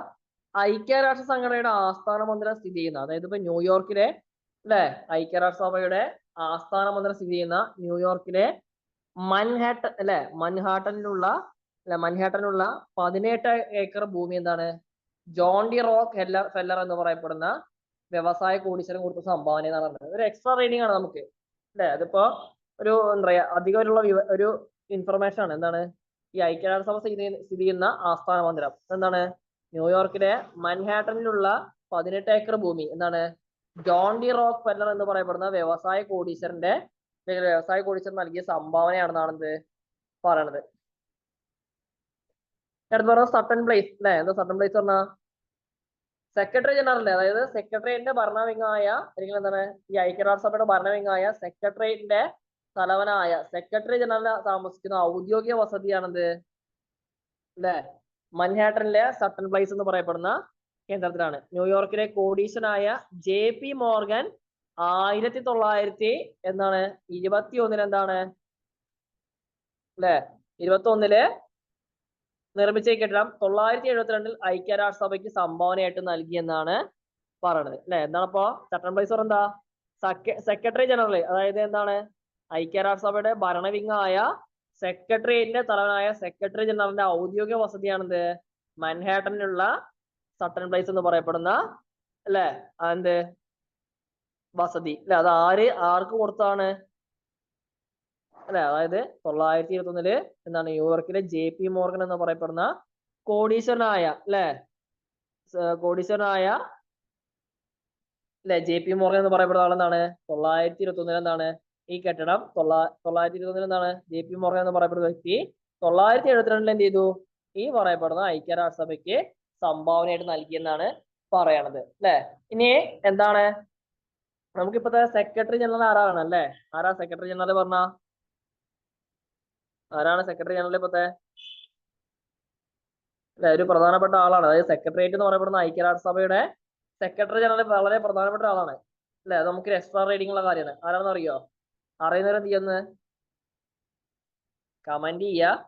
അറിയാത്തവർക്ക് വേണ്ടി പറയണത് അന്റോണിയോ ഗുട്ടറസ് ആണെന്ത് നമ്മുടെ അല്ലെ സെക്രട്ടറി ജനറലിന്റെ ഹെഡായിട്ട് പറഞ്ഞത്. ഇങ്ങനെ എന്താണ് സെക്രട്ടറി ജനറൽ ആയിട്ട് പറഞ്ഞത്. ആരതിന്റെ UN സെക്രട്ടറി ജനറൽ ഇപ്പോഴത്തെ സെക്രട്ടറി ജനറൽ ആരാണ്?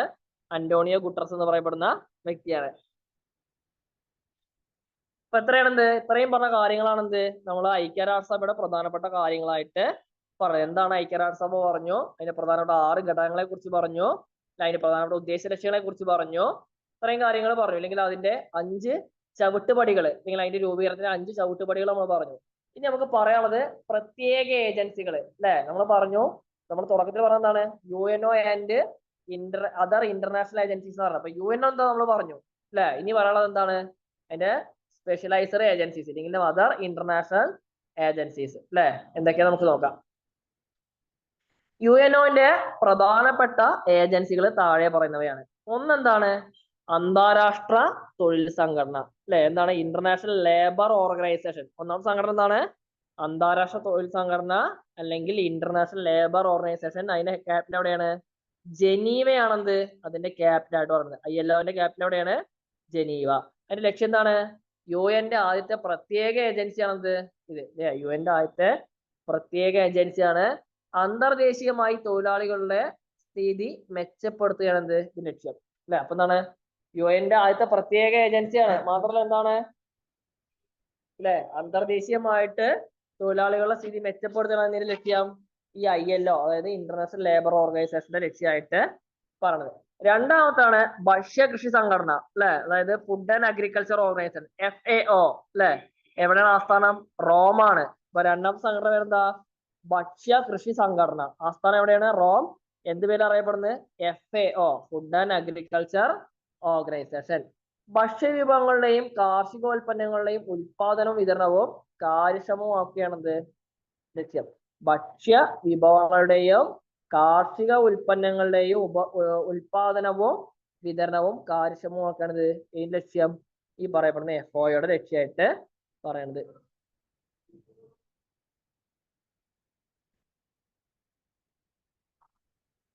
മൂന്നാമതാണ് യുനെസ്കോ അല്ലെ. നമ്മൾ കേട്ടുള്ള സംഘടനയാണിത് യുനെസ്കോ എന്ന് പറയപ്പെടുന്ന സംഘടന. ആസ്ഥാനം പാരീസ് ആണ് അല്ലെ. ഫ്രാൻസിന്റെ ക്യാപിറ്റലായ പാരീസ് ആണെന്ത് യുനെസ്കോന്റെ ക്യാപിറ്റലായിട്ട് പറയുന്നത്. എന്താ യുനെസ്കോ പറഞ്ഞ? United Nations educational and scientific and cultural organisation അല്ലെ. എന്താണ് United nation education scientific and cultural organisation. അതാണ് യുനെസ്കോ എന്ന പേരിൽ അറിയപ്പെടുന്നത്. പാരീസ് ആണ് ആസ്ഥാനം. എന്താ ലക്ഷ്യം? വിദ്യാഭ്യാസം, ശാസ്ത്രം, കല എന്നിവയുടെ പരിപോഷണം ഇവ എന്ത് ചെയ്യുക? പ്രൊമോട്ട് ചെയ്യുക. വിദ്യാഭ്യാസത്തെയും ശാസ്ത്രത്തെയും കല അല്ലെ ആർട്ട് ആൻഡ് ആർക്കിടെക്ചർ അല്ലെങ്കിൽ എന്താണ് സയന്റിഫിക് സയൻസ് എഡ്യൂക്കേഷൻ തുടങ്ങിയ കാര്യങ്ങൾ എന്ത് ചെയ്യുക? സപ്പോർട്ട് ചെയ്യുക. ഇതാണ് ഇതിന്റെ ലക്ഷ്യം അല്ലെ. ഈ മേഖലയിൽ എന്ത് ചെയ്യുന്നുണ്ട്? രാഷ്ട്രാന്തരീയ ബന്ധം സ്ഥാപിക്കാനും ശ്രമിക്കുന്നുണ്ട്. അപ്പൊ രാഷ്ട്രാന്തരീയ ബന്ധം സ്ഥാപിക്കാൻ എന്ത് ചെയ്യുന്നുണ്ട്? ഈ പറയപ്പെടുന്ന യുനെസ്കോ ശ്രമിക്കുന്നുണ്ട്. അടുത്താണത് ലോക ആരോഗ്യ സംഘടന, വേൾഡ് ഹെൽത്ത് ഓർഗനൈസേഷൻ അല്ലെ, WHO അല്ലെ, ആസ്ഥാനം എവിടെയാണ്? ജനീവയാണ്. പകർച്ചവ്യാധികൾ തടയുക, കോളറ പോലെയുള്ള രോഗങ്ങളെ നിർമ്മാർജ്ജനം ചെയ്യാൻ പിന്നോക്കാവസ്ഥയുള്ള രാജ്യങ്ങൾക്ക് സഹായം നൽകുക തുടങ്ങിയ കാര്യങ്ങളാണ് ഇതിന്റെ പരിധിയിൽ വരുന്നത്.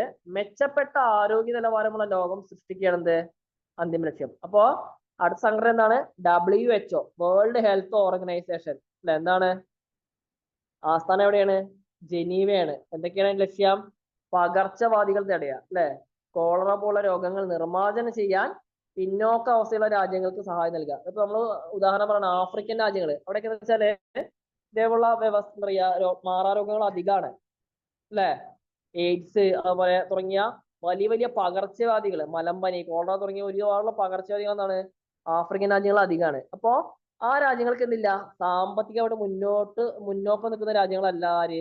ഈ ആഫ്രിക്കൻ രാജ്യങ്ങൾ. അപ്പൊ അത്തരം രാജ്യങ്ങൾക്ക് എന്ത് ചെയ്യുക, സഹായം നൽകുക തുടങ്ങിയ കാര്യങ്ങളാണെന്ത് ഇതിന്റെ പരിധിയിൽ വരുന്നത്.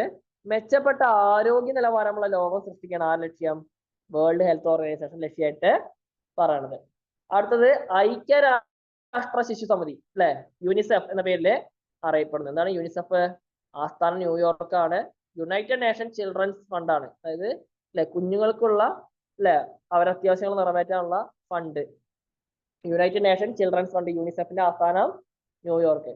കുട്ടികളുടെ ആവശ്യങ്ങൾ നിറവേറ്റാൻ അല്ലെ, അത്യാവശ്യങ്ങൾ നിറവേറ്റാൻ സഹായം അഭ്യർത്ഥിക്കുന്ന രാജ്യങ്ങൾക്ക് അത് നൽകുക എന്നതാണ് യൂണിസെഫിന്റെ കർത്തവ്യം. അപ്പൊ ഏതൊക്കെ രാജ്യങ്ങളാണോ കുട്ടികളുടെ അത്യാവശ്യങ്ങൾ നിറവേറ്റാൻ വേണ്ടി UN കീഴിൽ സഹായം അഭ്യർത്ഥിക്കുന്നത്, ആ രാജ്യങ്ങൾക്ക് എന്ത് ചെയ്യുക, ഈ രാജ്യങ്ങൾക്ക് ഈ പറഞ്ഞ പോലെ ഫണ്ട് ഇല്ലെങ്കിൽ എന്താണ് സഹായം നൽകുക. അടുത്താണെന്ത്? ദുരന്ത നിവാരണ അല്ലെങ്കിൽ ദുരിത നിവാരണ തൊഴിൽ ഏജൻസി അല്ലെ, United nation relief and work agency. എന്താണ് അല്ലെ, യുണൈറ്റഡ് നേഷൻസ് റിലീഫ് ആൻഡ് അല്ലെ വർക്ക് ഏജൻസി, UNRWA അല്ലെ. എന്താണ് അല്ലെ, പലസ്തീൻ അഭയാർത്ഥികളുടെ പ്രശ്ന പരിഹാരം മുഖ്യ ലക്ഷ്യം അല്ലെ. അപ്പൊ നമുക്കറിയാം എന്താ പലസ്തീൻ പ്രശ്നം അറിയാം. അപ്പൊ പലസ്തീൻ അഭയാർത്ഥികളുടെ പ്രശ്ന പരിഹാരമാണെന്ത് മുഖ്യ ലക്ഷ്യം. അന്താരാഷ്ട്ര ആണവോർജ ഏജൻസി അല്ലെ, അതാണ് അടുത്ത സംഘടന. അപ്പൊ എന്താണ് അല്ലെ, ദുരിത നിവാരണ തൊഴിൽ ഏജൻസിയുടെ ലക്ഷ്യം എന്താണ്? പലസ്തീൻ അഭയാർത്ഥികളുടെ പ്രശ്ന പരിഹാരമാണ് മുഖ്യ ലക്ഷ്യം അല്ലെ. അതാണ് അവരുടെ പ്രധാനപ്പെട്ട കേന്ദ്രമായിട്ട് പറഞ്ഞത്. അടുത്താണ് എന്ത്? അന്താരാഷ്ട്ര ആണവോർജ ഏജൻസി. അതിന്റെ ആസ്ഥാനം എവിടെയാണ്? വിയന്നയാണെന്ത് അതിന്റെ ആസ്ഥാനമായിട്ട് പറയണത്. അതിന്റെ ലക്ഷ്യം എന്താണ്? ആണവായുധങ്ങള് യുദ്ധത്തിന് ഉപയോഗിക്കുന്നത് എന്താണ് നിരുത്സാഹപ്പെടുത്തുക, ആണവോർജം സമാധാനപരമായ ആവശ്യത്തിന് ഉപയോഗിക്കുന്നത് പ്രോത്സാഹിപ്പിക്കുന്നതാണ് ലക്ഷ്യങ്ങൾ അല്ലെ. അപ്പൊ എന്താണ് അല്ലെ, അന്താരാഷ്ട്ര ആണവോർജ ഏജൻസി എന്താണ് ആസ്ഥാനം? എന്താണ്? വിയന്നയാണ്. അണ്വായുധങ്ങൾ വെച്ച് എന്ത് ചെയ്യരുത്, യുദ്ധം നടന്ന് നിരുത്സാഹപ്പെടുത്തുക അല്ലെ. അതുപോലെ ആണവാർജം സമാധാനപരമായ ആവശ്യത്തിന് ഉപയോഗിക്കുന്നത് പ്രോത്സാഹിപ്പിക്കുക, ഇവയാണ് ലക്ഷ്യങ്ങൾ. നമ്മൾ ആണവോർജം പറഞ്ഞാൽ നമുക്കറിയാം എന്താണ് ഈ പറയപ്പെടുന്ന അമേരിക്ക ജപ്പാനില് വർഷിച്ച അണുബോംബ് അല്ലെ, ന്യൂക്ലിയർ വെപ്പണ് എന്താണ് വളരെയധികം എന്താണ് 10 മടങ്ങ് അല്ലെങ്കിൽ 100 കണക്കിന് എന്താ പറയാ വിസ്ഫോടന ശേഷിയുള്ള ഒരു സാധനമാണ്. ഇന്ന് എന്താണ് 945 അമേരിക്ക ജപ്പാനിൽ പ്രയോഗിച്ചതിന്റെ ആഫ്റ്റർ എഫക്ട് ചെയ്യുന്നുണ്ട്, ഇപ്പോഴും ചെയ്യുന്നുണ്ട്, അവിടെയുള്ള കുട്ടികള് അനുഭവിച്ചിരുന്നത്. അപ്പൊ അതിന്റെ ഒരു പവർ അത്ര നമുക്ക് മനസ്സിലാക്കാൻ സാധിക്കും. അപ്പൊ ഇനിയും ഇത്തരത്തിലുള്ള ആണവായുധങ്ങൾ ഉപയോഗിച്ചാൽ എന്ത് ചെയ്യും, ലോകത്തിലെ ജനങ്ങൾക്ക് എന്താ ചെയ്യും, അല്ലെങ്കിൽ ലോകത്തിലെ ജനങ്ങളെ നാശത്തിലേക്ക് നയിക്കുമെന്ന് മനസ്സിലാക്കിയ UN എന്ത് ചെയ്യാണ്, ഒരു ഏജൻസിയെ നിയമിക്കുകയാണ്. ആ ഏജൻസിയാണെന്ത് അന്താരാഷ്ട്ര ആണവോർജ ഏജൻസി ആയിട്ട് പറയുന്നത് അല്ലെ. മൂന്നാമത്തെ എന്താണ്? അടുത്തെന്താണ്? അന്താരാഷ്ട്ര നാണയനിധി IMF അല്ലെ, ഇന്റർനാഷണൽ മോണിറ്ററി ഫണ്ട്. അതായത് ആസ്ഥാനം എവിടെയാണ്? വാഷിംഗ്ടൺ ആണ് അല്ലെ. എന്താണ് ലക്ഷ്യം? എന്താ? അന്താരാഷ്ട്ര സാമ്പത്തിക വ്യാപാര രംഗത്ത് സഹകരണവും വികസനവും നടപ്പാക്കുകയാണ് പ്രധാന ദൗത്യം. അന്താരാഷ്ട്ര സാമ്പത്തിക വ്യാപാര രംഗത്ത് അല്ലെ, അന്താരാഷ്ട്ര സാമ്പത്തിക വ്യാപാര രംഗത്ത് സഹകരണവും വികസനവും നടപ്പാക്കുകയാണ് ആ ലക്ഷ്യം ഇതിന്റെ പ്രധാനപ്പെട്ട ദൗത്യമായിട്ട് പറയണത്.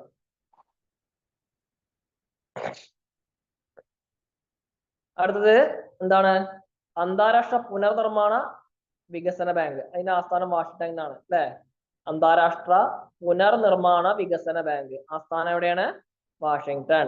UN അംഗരാഷ്ട്രങ്ങൾക്ക് വികസനത്തിനും പുനർനിർമ്മാണത്തിനും എന്താണ് അല്ലെ, പുനർനിർമ്മാണത്തിന് എന്താണ് ആവശ്യമോ വായ്പകൾ നൽകുകയാണെന്ത് ഇതിന്റെ ലക്ഷ്യം അല്ലെ. അതായത് എന്താണ് വേൾഡ് ബാങ്ക്, WB എന്നൊക്കെ നമ്മൾ പറയും അല്ലെ. വേൾഡ് ബാങ്ക് എന്ന പേരിലൊക്കെ അറിയപ്പെടുന്നതാണെന്ത് അന്താരാഷ്ട്ര പുനർനിർമ്മാണ വികസന ബാങ്ക്. എവിടെ ആസ്ഥാനം എവിടെയാണ്? വാഷിംഗ്ടൺ. അതായത് യുഎനിലെ അംഗരാഷ്ട്രങ്ങൾക്ക് എന്ത് ചെയ്യുക, അവരെ വികസനത്തിനും പുനർനിർമ്മാണത്തിനും എന്ത് ചെയ്യുക, ആവശ്യമായ വായ്പകൾ നൽകാൻ ആരുടെ ലക്ഷ്യം, ഈ പറഞ്ഞ വേൾഡ് ബാങ്കിന്റെ ഉദ്ദേശ ലക്ഷ്യമായിട്ട് പറഞ്ഞത്. അടുത്ത് താരിഫും വ്യാപാരവും സംബന്ധിച്ച UN കോൺഫറൻസ് അല്ലെ. താരിഫ് എന്താ, നികുതി. അപ്പൊ താരിഫും വ്യാപാരവും സംബന്ധിച്ച UN കോൺഫറൻസ്, അതിന്റെ ആസ്ഥാനം എവിടെയാണ്, ജനീവയാണ് അല്ലെ. എന്താ, UN conference on tariff and trade അല്ലെ, UNCTAD. അതിന്റെ ലക്ഷ്യം എന്താണ്, മൂന്നാം ലോക രാജ്യങ്ങളുടെ വ്യാപാര വികസനം അല്ലെ. ഒന്നാം ലോക രാജ്യങ്ങള്, രണ്ടാം ലോക രാജ്യങ്ങള്, മൂന്നാം ലോക രാജ്യങ്ങള്. ഒന്നാം ലോക രാജ്യങ്ങൾ പറഞ്ഞാൽ വികസിച്ച രാഷ്ട്രങ്ങള് അല്ലെ, വികസിച്ച രാഷ്ട്രങ്ങള്.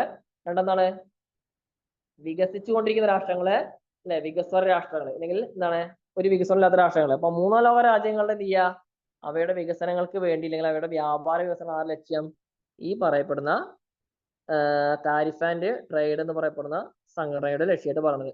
താരിഫും വ്യാപാരം സംബന്ധിച്ച പൊതു കരാർ അല്ലെ, അതായത് ഗാട്ട് നമ്മൾ കേട്ടിട്ടുണ്ടാവും, general agreement on tariff and trade എന്ന്. ഗാട്ട് എന്ന് പറയപ്പെടുന്ന അന്താരാഷ്ട്ര ധനകാര്യ കോർപ്പറേഷൻ അല്ലെ, അന്താരാഷ്ട്ര വാർത്താവിനിമയ സംഘം അല്ലെ, എന്നിവയും ഐക്യരാഷ്ട്രസഭയുടെ പ്രത്യേക ഏജൻസികളാണ്. അപ്പൊ ഇതിന് പുറമെ എന്താണ് അല്ലെ, ഗാട്ടിന് എന്താ പറയാ, ഈ എന്താ പറയാ UN കോൺഫറൻസ് താരിഫ് ആൻഡ് ട്രേഡിന് പുറമെ എന്താണ്, general agreement on tariff and trade അല്ലെങ്കിൽ ഗാട്ട് എന്ന് പറയപ്പെടുന്ന സംഘടന, അതുപോലെ എന്താണ് ഇന്റർനാഷണൽ ഫിനാൻസ് കോർപ്പറേഷൻ, അതുപോലെ ഇന്റർനാഷണൽ ടെലികമ്മ്യൂണിക്കേഷൻ യൂണിയൻ എന്നിവ എന്താണ്, ഐക്യരാഷ്ട്രസഭയുടെ പ്രത്യേക ഏജൻസികളാണെന്നാണ് പറഞ്ഞത്.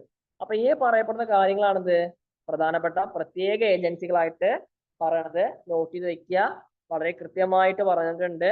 എന്തായാലും ചോദിക്കുന്ന ഒരു ക്വസ്റ്റ്യൻ ആണിത്, യുഎന്റെ മറ്റ് ഏജൻസികളെ കുറിച്ച് പറയണത്.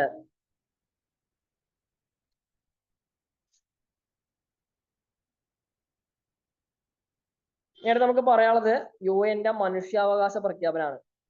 നമ്മൾ എന്താ ഈ കാര്യങ്ങൾ പറയാന്ന് വെച്ചാല്, നമ്മൾ UN എന്ന് പറയപ്പെടുന്ന ഒരു വലിയൊരു ടോപ്പിക്കാണ്.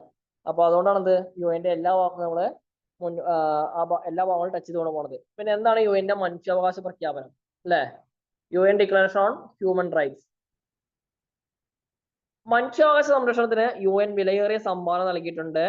1948 ഡിസംബർ 10 UN പൊതുസഭ ഏകകണ്ഠമായി അംഗീകരിച്ച ആഗോള മനുഷ്യാവകാശ പ്രഖ്യാപനം എന്താണ്, ഈ രംഗത്തെ യുഎന്റെ ശ്രദ്ധേയമായ സംഭാവനയാണ്. അപ്പൊ അതിന്റെ പ്രധാനപ്പെട്ട കാര്യം എന്താണ്, യുഎന്റെ മനുഷ്യാവകാശ പ്രഖ്യാപനമാണ്. എന്നാണ് യുഎന്റെ മനുഷ്യാവകാശ പ്രഖ്യാപനം ഇതിനായിട്ട് പറഞ്ഞത്, 1948 ഡിസംബർ 10 എന്ത് അല്ലെ, ഐക്യരാഷ്ട്രസഭയുടെ പൊതുസഭ ഏകകണ്ഠമായി അംഗീകരിച്ച ആഗോള മനുഷ്യാവകാശ പ്രഖ്യാപനം അല്ലെ, universal declaration of human right എന്താണ്, അംഗീകരിച്ച ഒരു പ്രഖ്യാപനം. എന്നാണ് 1948 ഡിസംബർ 10 എന്ത്, UN മനുഷ്യാവകാശ ഇന്റർനാഷണൽ അല്ലെ ഹ്യൂമൻ റൈറ്റ്സ് ഡേ ആയിട്ട് എന്ത് പറയുന്നത്, മനുഷ്യാവകാശ ദിനമായിട്ട് പറയുന്നത്. അതിന് പ്രധാനപ്പെട്ട വ്യവസ്ഥകൾ എന്തൊക്കെയാണെന്നാണ് പറഞ്ഞത്. ഒരു വ്യക്തിക്ക് പല അവകാശങ്ങളുണ്ട് അല്ലെ, ഒരു വ്യക്തിക്ക് എന്താണ്, ഒരുപാട് അവകാശങ്ങളായിരിക്കാം. എന്തൊക്കെയാണ്, ജീവിക്കാനുള്ള അവകാശം അല്ലെ, ജീവിക്കാനുള്ള അവകാശം എല്ലാവർക്കും ഉണ്ട്. ഇഷ്ടപ്പെട്ട ജോലി ചെയ്യാനുള്ള അവകാശം അല്ലെ, സമൂഹത്തിന് ദോഷമല്ലാത്ത രീതിയിലുള്ള ആർക്കും ചെയ്യാം അല്ലെ. വിദ്യാഭ്യാസത്തിനുള്ള അവകാശം, അതുപോലെ ജോലി ചെയ്താൽ ന്യായമായി കൂലി കിട്ടാനുള്ള അവകാശം അല്ലെ. ഇപ്പൊ വെറുതെ പഠിത്തോണ്ടിരിക്കല്ല, നമ്മൾ കൃത്യമായി ജോലി തന്നെ ചെയ്യണം, കൃത്യമായുള്ള കൂലി കിട്ടണം. വോട്ടവകാശം അല്ലെ, ഒരു പ്രധാനപ്പെട്ട അവകാശമാണ്. അഭിപ്രായം പറയാനുള്ള അവകാശം, ആരോ മുന്നിൽ നമുക്ക് നമ്മുടെ അഭിപ്രായം പറയാ അല്ലെ. സംഘം ചേരാനുള്ള അവകാശം, നിയമത്തിന് മുന്നിൽ തുല്യതയ്ക്കുള്ള അവകാശം തുടങ്ങിയവ ചെയ്യുന്നുണ്ട് ഇതില് ഉൾപ്പെടുന്നു. ഇപ്പൊ എന്തൊക്കെയാണ്, 1948 ഡിസംബർ 10 എന്ത് ചെയ്തിട്ടുണ്ട്, ഈ പറയപ്പെടുന്ന UN എന്ത് ചെയ്തിട്ടുണ്ട്, യുഎന്റെ പൊതുസഭ ഏകകണ്ഠമായി അംഗീകരിച്ച ആഗോള മനുഷ്യാവകാശ പ്രഖ്യാപനം, അതായത് universal declaration of human rights എന്ന് പറയപ്പെടുന്ന ഹ്യൂമൻ റൈറ്റ് എന്ന് പറയപ്പെടുന്ന ആ ദിനമാണ് എന്ത് ചെയ്യുന്നുണ്ട്, ലോകമെമ്പാടും ആചരിക്കുന്നുണ്ട്. എന്നാണ് 1948 ഡിസംബർ 10 അതോടൊപ്പം നീന്തുന്നുണ്ട്, നമുക്ക് കുറച്ച് അവകാശങ്ങൾ നീന്തുന്നുണ്ട് UN നൽകുന്നുണ്ട്. എന്തൊക്കെയാണ്, ജീവിക്കാനുള്ള അവകാശം, ജോലി ചെയ്യാനുള്ള അവകാശം, വിദ്യാഭ്യാസമുള്ള അവകാശം, ജോലി ചെയ്താൽ ന്യായമായി കൂലി കിട്ടാനുള്ള അവകാശം, വോട്ടവകാശം, അഭിപ്രായം പറയാനുള്ള അവകാശം, സംഘം ചേരാനുള്ള അവകാശം, നിയമത്തിന് മുന്നിൽ തുല്യതയ്ക്കുള്ള അവകാശം തുടങ്ങിയവയാണ് എന്ത്, യുഎന്റെ പ്രധാനപ്പെട്ട മനുഷ്യാവകാശ പ്രഖ്യാപനത്തിലെ പ്രധാനപ്പെട്ട വ്യവസ്ഥകളായിട്ട് പറയണത്. അപ്പൊ ഇതും എന്താണ്, ഒരു പ്രധാനപ്പെട്ട ടോപ്പിക്കാണ്. അതെന്ത് ചെയ്യുക, നോട്ട് ചെയ്ത് വെക്കുക.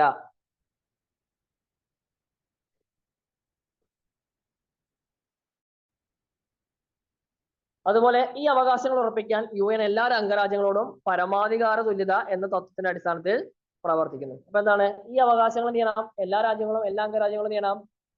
അല്ലെ? എല്ലാ അംഗരാജ്യങ്ങളും അംഗീകരിക്കണം. അതുപോലെ എല്ലാ അംഗരാജ്യങ്ങളുടെയും പരമാധികാര തുല്യത എന്ന തത്വത്തിന്റെ അടിസ്ഥാനത്തിൽ പ്രവർത്തിക്കുക വേണം. അതുകൊണ്ട് തന്നെ ഡിസംബർ 10 മനുഷ്യാവകാശ ദിനമായിട്ട് ലോകം മുഴുവൻ ചെയ്യുന്നുണ്ട്, ആചരിക്കുന്നുണ്ട്. ഇപ്പൊ ആലോചിക്കുക, 1945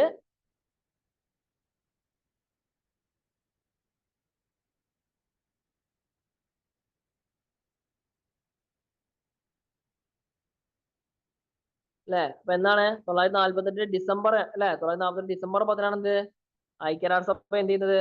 ഈ പറയപ്പെടുന്ന മനുഷ്യാവകാശ പ്രഖ്യാപനം ചെയ്യുന്നത്, നടപ്പാക്കുന്നത് എന്നാണ് പറഞ്ഞത്. അപ്പൊ നോട്ട് ചെയ്ത് വെക്കുക കേട്ടോ. ഡിസംബർ 10 എന്താണ്? മനുഷ്യാവകാശ പ്രഖ്യാപനമാണ്. ദേശീയ അന്താരാഷ്ട്ര മനുഷ്യാവകാശ ദിനമായിട്ട് ആചരിക്കുന്നു. ഇനി അടുത്ത് നമുക്ക് പറയുന്നത് UNOന്റെ നേട്ടങ്ങൾ, അച്ചീവ്മെന്റ്സ് ഓഫ് UNO. എന്തൊക്കെയാണ് അച്ചീവ്മെന്റ്സ് ഓഫ് UNO? UNOയുടെ കാര്യം പറയുമ്പോൾ നമുക്ക് UNOയുടെ നേട്ടങ്ങൾ എന്ത് ചെയ്യണം? പ്രധാനമായിട്ട് എടുത്തു പറയേണ്ട ഒരു കാര്യമാണ്. നേട്ടങ്ങളുണ്ട്, അതുപോലെ പോരായ്മകളുണ്ട്. അപ്പൊ എന്താണ് നമുക്ക് ചെയ്യാം നോക്കാം അല്ലെ? എന്താണ് UNOയുടെ നേട്ടങ്ങൾ അല്ലെങ്കിൽ അച്ചീവ്മെന്റ്സ് ഓഫ് UNO? ഒന്ന് അല്ലെ, എന്താണ് 946 ഇറാനിൽ നിന്നും റഷ്യൻ സൈന്യത്തെയും സിറിയയിൽ നിന്നും ലെബനിൽ നിന്നും ഇംഗ്ലീഷ് ഫ്രഞ്ച് സൈന്യത്തെയും പിൻവലിക്കാൻ UN കഴിഞ്ഞു. ഒന്നാമത്തെ ഒരു കാര്യമാണ് എന്ത്? 946 ഇറാനിൽ നിന്ന് റഷ്യൻ സൈന്യത്തെയും സിറിയയിൽ നിന്നും ലെബനിൽ നിന്നും അല്ലെ, സിറിയയിൽ ലെബനിൽ നിന്നും ഇംഗ്ലീഷ് ഫ്രഞ്ച് സൈന്യത്തെയും പിൻവലിക്കാൻ ആർക്ക് വേണ്ടിയിട്ടുണ്ട്? UNO എന്ന് പറയപ്പെടുന്ന ഐക്യരാഷ്ട്രസഭയ്ക്ക് വേണ്ടിയിട്ടുണ്ട്. അതായത് പ്രധാനപ്പെട്ട നേട്ടമായിട്ട് പറയുന്നുണ്ട്. രണ്ടാമത്തെ നേട്ടം എന്താ? 947 ഡച്ച്, അതായത് പണ്ടത്തെ ഇന്നത്തെ ഹോളണ്ട് അല്ലെ, പണ്ടത്തെ ഡച്ച് അല്ലെ, ഇന്ത്യയും റഷ്യയും തമ്മിൽ വരുന്ന രക്തരൂഷിതമായ യുദ്ധം ഒഴിവാക്കാൻ UN സാധിച്ചു. ഇപ്പോ ഹോളണ്ടും ഇന്തോനേഷ്യയും തമ്മിൽ നടക്കുമായിരുന്ന രക്തരൂഷിതമായ യുദ്ധം അല്ലെ, അത് ഒഴിവാക്കാൻ ആരെ കൊണ്ട് സാധിച്ചിട്ടുണ്ട്? UN സാധിച്ചിട്ടുണ്ട്.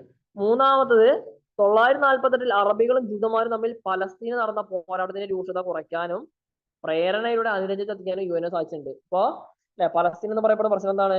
വലിയൊരു പ്രശ്നമാണ്. അറബികളും ജൂതന്മാരും അല്ലെ, അതായത് എന്താ പറയാ, ജെറുസലേം എന്ന് പറയപ്പെടുന്ന സ്ഥലത്തിന് വേണ്ടി എന്താണ് തല്ലുകൂടി അളവാര്? ക്രിസ്ത്യാനികള്, അറബികള്, ജൂതന്മാര് അല്ലെ, ഇവർക്ക് 3 പേർക്കും ഒരേപോലെ പ്രധാനപ്പെട്ട സ്ഥലമാണെന്ത്? ഈ പറയപ്പെടുന്ന പലസ്തീൻ അല്ലെങ്കിൽ ജെറുസലേം ഉൾപ്പെടുന്ന പലസ്തീൻ അല്ലെ. അപ്പൊ അറബികളും ജൂതന്മാരും തമ്മിലുള്ള പലസ്തീനിൽ നടന്ന പോരാട്ടത്തിന്റെ രൂക്ഷത കുറയ്ക്കാൻ ആർക്ക് സാധിച്ചിട്ടുണ്ട്? UNOന് കേട്ടിട്ടുണ്ട് അല്ലെ. അടുത്തെന്താണ് പ്രധാനപ്പെട്ട ഘടകം? ഇന്ത്യയും പാകിസ്ഥാനും തമ്മിൽ കാശ്മീർ നടന്ന സംഘർഷത്തിനും അയവ് വരുത്താൻ ഒരളവ് വരെ UN കഴിഞ്ഞു. അപ്പൊ ഇന്ത്യയും പാകിസ്ഥാനും ഇപ്പോഴും എന്താണ് അല്ലെ പ്രശ്നമാണ്, ജമ്മു കാശ്മീരിനെ കുറിച്ച് പ്രശ്നമാണ്. അപ്പോ ആ കാശ്മീർ പ്രശ്നത്തിൽ എന്താണ് ഒരു അയവ് വരുത്താൻ, അല്ലെങ്കിൽ സംഘർഷത്തിൽ, അല്ലെങ്കിൽ ഇപ്പോഴും എന്താണ് സംഘർഷം ഉണ്ടായിക്കൊണ്ടിരിക്കും. അപ്പൊ ഒരു അയവ് വരുത്താനോ സംഘർഷത്തിനായി അല്ലെ ഒരു കാഠിന്യം കുറയ്ക്കാൻ ആർക്ക് സാധിച്ചിട്ടുണ്ട്? UNOന് സാധിച്ചിട്ടുണ്ട്. അതുപോലെ 948 ഇസ്രായേൽ എന്ന രാഷ്ട്രം രൂപീകരിക്കുന്നതിൽ UNO വലിയ പങ്ക് വഹിച്ചിട്ടുണ്ട് അല്ലെ. ഇസ്രായേൽ എന്തിനാ? ജൂതരാഷ്ട്രമാണ്, ജൂതന്മാർക്ക് വേണ്ടിയുള്ള രാഷ്ട്രമാണെന്ത്? ഇസ്രായേൽ. 948 ഇസ്രായേൽ എന്ന രാഷ്ട്രം രൂപീകരിക്കുന്നത് ചെയ്തിട്ടുണ്ട്? UN വലിയ പങ്ക് വഹിച്ചിട്ടുണ്ട്. 950 കൊറിയയിലുണ്ടായിരുന്ന സൈനിക ആക്രമണം തടയാൻ UN സാധിച്ചിട്ടുണ്ട്. 950 എന്താണ് UNOയിലുണ്ടായിരുന്ന കൊറിയയിലുണ്ടായിരുന്ന സൈനികാക്രമണത്തെ തടയാൻ ആർക്ക് സാധിച്ചിട്ടുണ്ട്? UNOന് സാധിച്ചിട്ടുണ്ട് എന്നാണ് പറയണത്.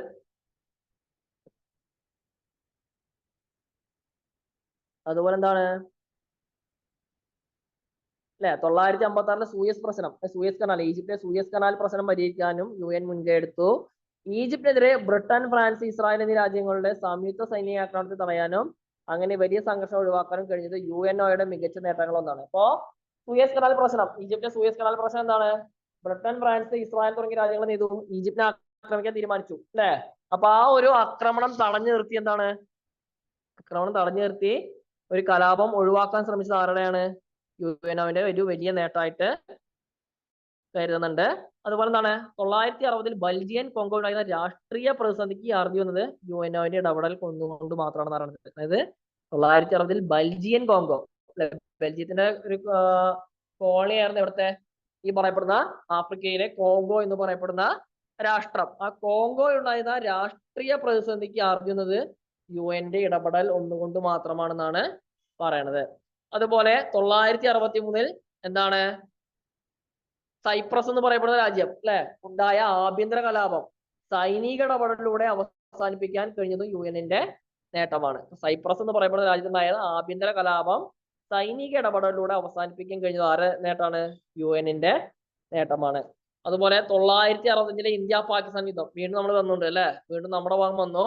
965 ഇന്ത്യ പാകിസ്ഥാൻ യുദ്ധത്തിലും 980-88 ഇറാൻ ഇറാഖ് യുദ്ധത്തിലും സക്രിയമായി ഇടപെടാൻ UN സാധിച്ചു. നോക്കി ഇത്രയും പറക്ക ലോകത്ത് നടന്ന പ്രധാനപ്പെട്ട യുദ്ധങ്ങളാണ് അല്ലെ. ഇതിനൊക്കെ ഒരു അറുതി വരുന്ന ആർക്ക് സാധിച്ചിട്ടുണ്ട്? UNO എന്ന് പറയപ്പെടുന്ന സംഘടനയ്ക്ക് സാധിച്ചിട്ടുണ്ട്. അതുപോലെ എന്താണ് 991 ഗൾഫ് യുദ്ധത്തിലും ഫലപ്രദമായി ഇടപെടാൻ UNOക്ക് കഴിഞ്ഞു അല്ലെ. ഗൾഫ് യുദ്ധം അതായത് ആ ഒരു അല്ലെ ഇറാഖിന്റെ കുവൈറ്റ് മോചിപ്പിക്കാൻ അല്ലെ, അതാണ് ഗൾഫ് യുദ്ധമായിട്ട് പറയുന്നത്. ഇറാഖ് എന്ന് പറയപ്പെടുന്ന രാജ്യത്തിന്റെ അധീനതയിലായിരുന്നു എന്ത്, കുവൈറ്റ് എന്ന് പറയപ്പെടുന്ന രാജ്യം. അപ്പൊ ആ ഗൾഫ് യുദ്ധത്തിന് ഫലപ്രദമായി ഇടപെടാൻ ആർക്ക് സാധിച്ചിട്ടുണ്ട്? UNO എന്ന് പറയപ്പെടുന്ന അല്ലെ ഇന്റർനാഷണൽ ഏജൻസിക്ക് കഴിഞ്ഞിട്ടുണ്ട്. അതുപോലെ എന്താണ് കംബോഡിയ, മൊസാംബിക് എന്നീ രാജ്യങ്ങളുടെ പോരാട്ടങ്ങള്, കംബോഡിയ മൊസാംബിക് എന്നീ രാജ്യങ്ങളിൽ നടന്ന പോരാട്ടങ്ങള് വലിയ ഭവിഷ്യത്തിനിട വരാതെ അല്ലെ അവസാനിപ്പിച്ചത് UN നിർണായകമായ പങ്കാണ്. കംബോഡിയ എവിടെയാണ്?